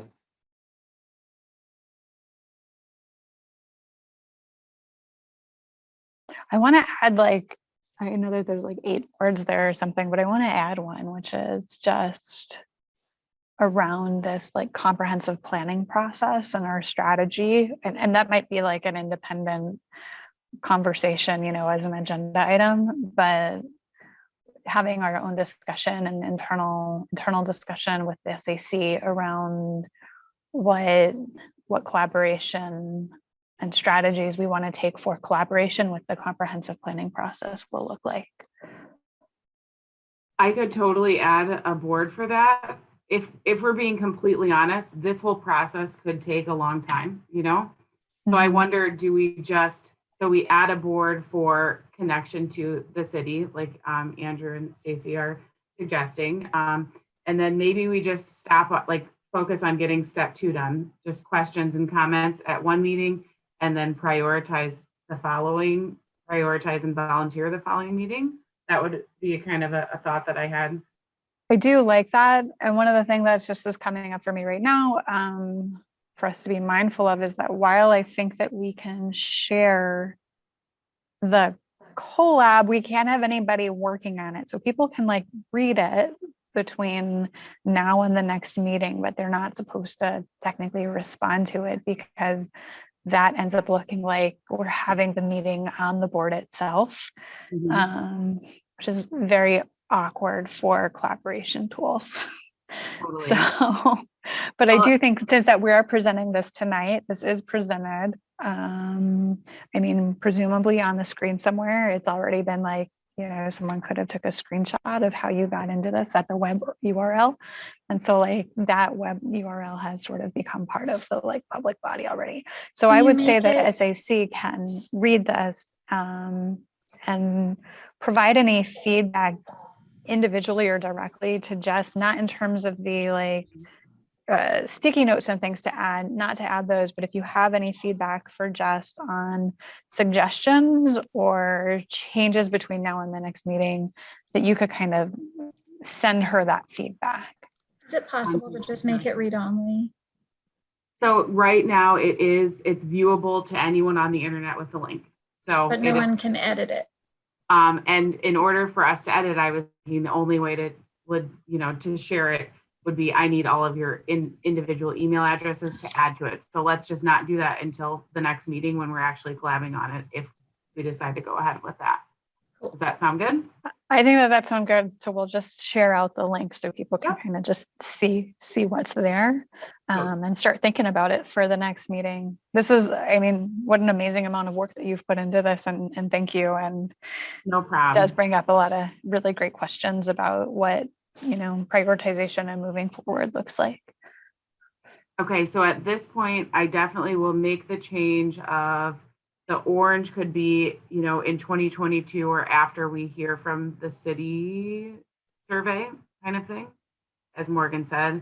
And then also adding a page where we have just a space to collab around how are we going to use the city survey or existing city entity in some way to inform our process. Yep. Is that kind of what we're going for?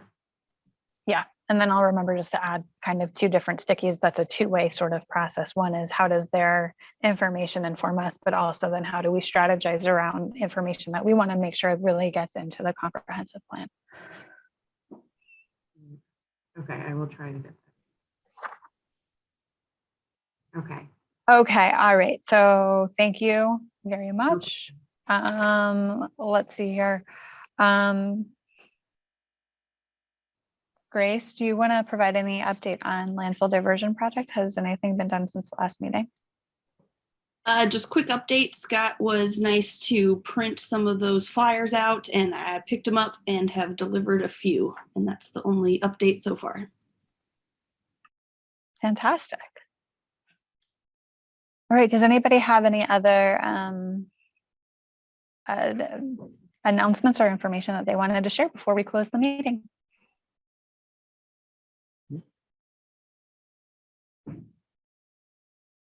All right. Well, with no further business this evening, we will look forward to our next meeting in August. I hope everybody has a happy and safe 4th of July.